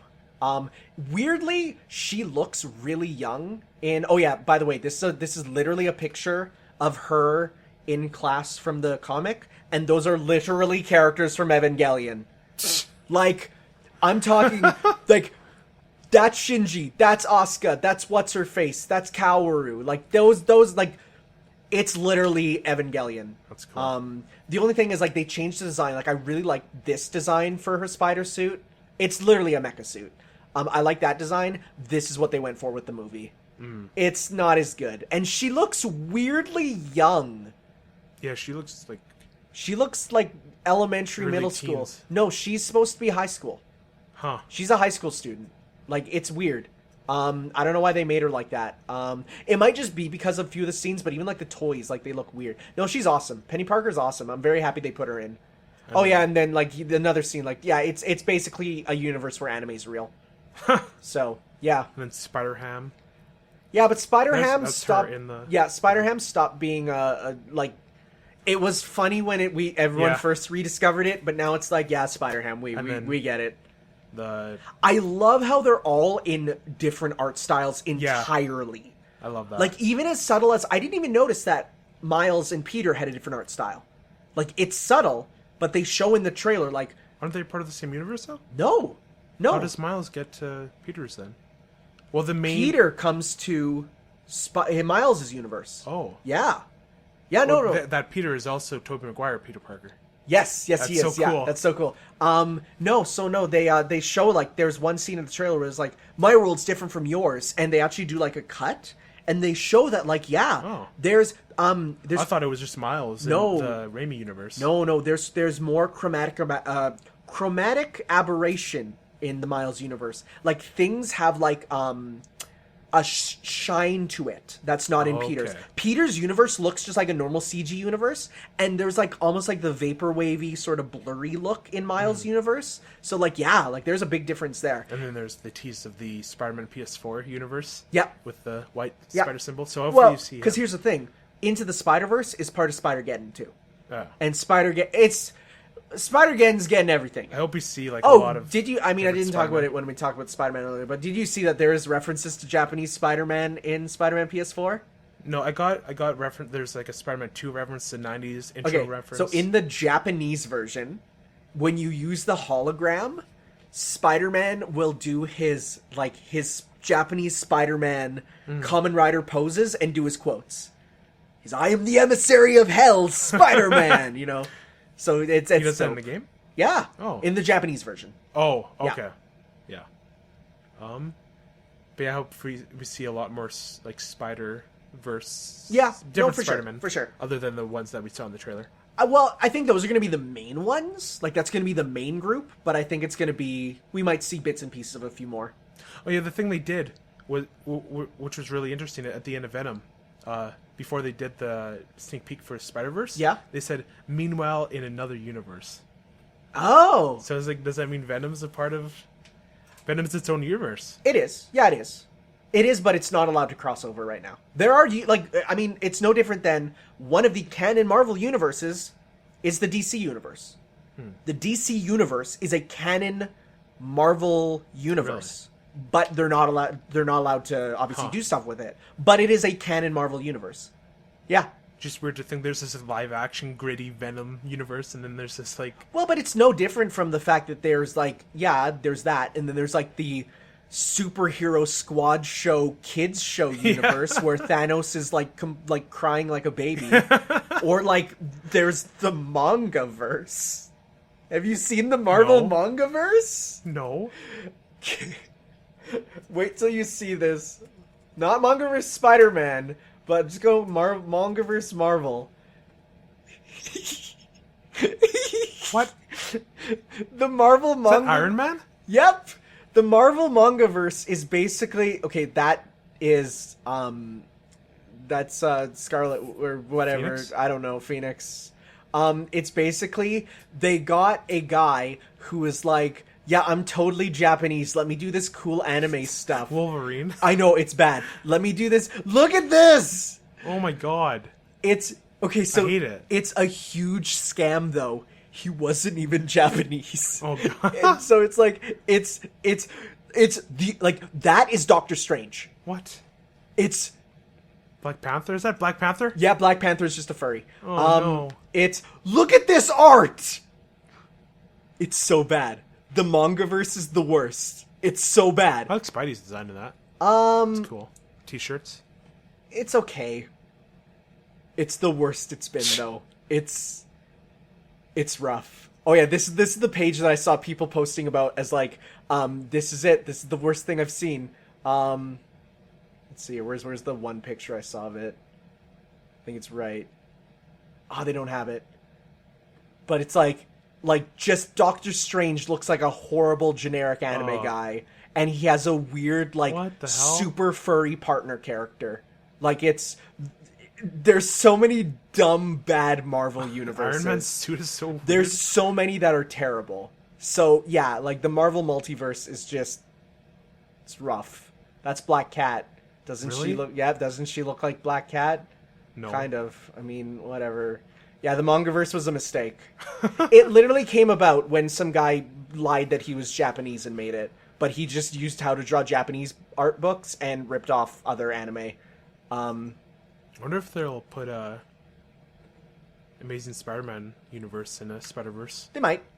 I mean, hey, Marvel vs. Capcom Spider-Man is in it. And so in the first Spider-Man crossover, there's a part where the villain appears on a stage from Marvel vs. Capcom 1, and Spider-Man appears drawn like a sprite, and he yells the quotes that he yells in the game and does his moves, and then he loses, and then it cuts to a guy just playing an arcade game going, well, that was weird. So it was, yeah, no, it's dope. Yeah, I'm looking forward to that. Comes out what day in December? I have absolutely no idea. I don't keep track of dates. I think it's my birthday. Oh, the hey. 14th. Well, let's go there for your birthday. Sure. Sounds good. All right. I think we can wrap up this podcast, though. Yes. I don't think it was as long as the last time, but it was still Nope. pretty lengthy. But, yeah, we got about 2 hours. Yeah. All right. So next time. Next time, 2 weeks minimum.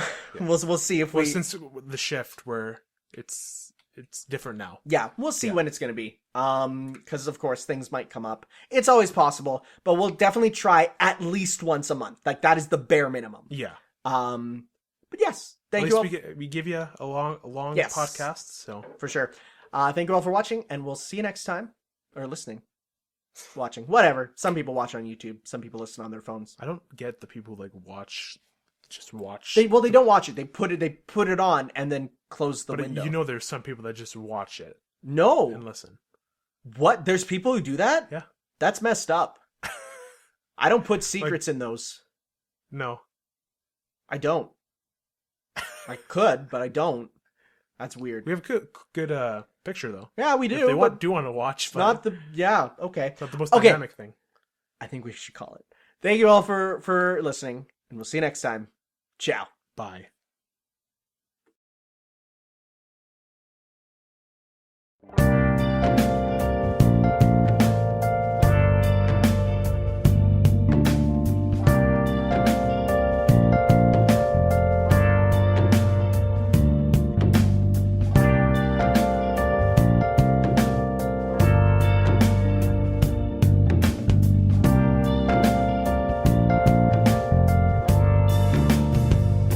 Where have you been? Been searching all along, confessing while alone and on, without a clue.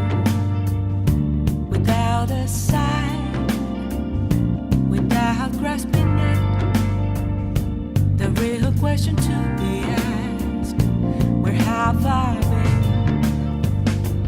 I'm a shapeshifter at Post Masquerade, hiding both face and mind, all free for you to draw.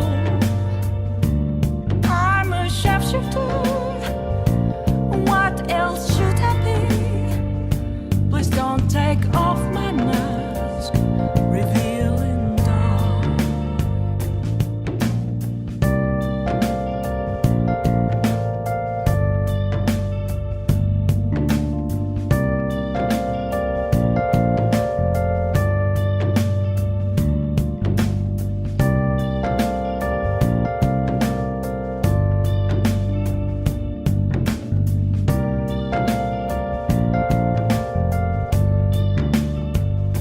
Moments of calm, nothing left to be found. A mirror right in front of me, that's where I found an empty glass, reflecting that's a truth. It's telling words not to be told. I need that mask. I'm a shapeshifter at Post Masquerade, hiding both face and mind, all free for you to draw. I'm a shapeshifter, chained down to my core. Please don't take off my mask, my place to hide.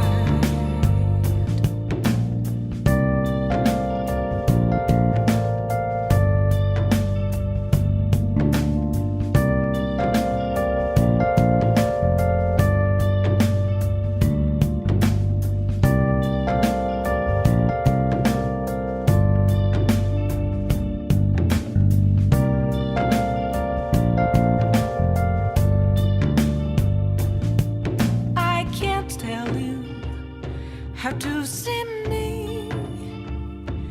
Just a cage of bones. There's nothing inside.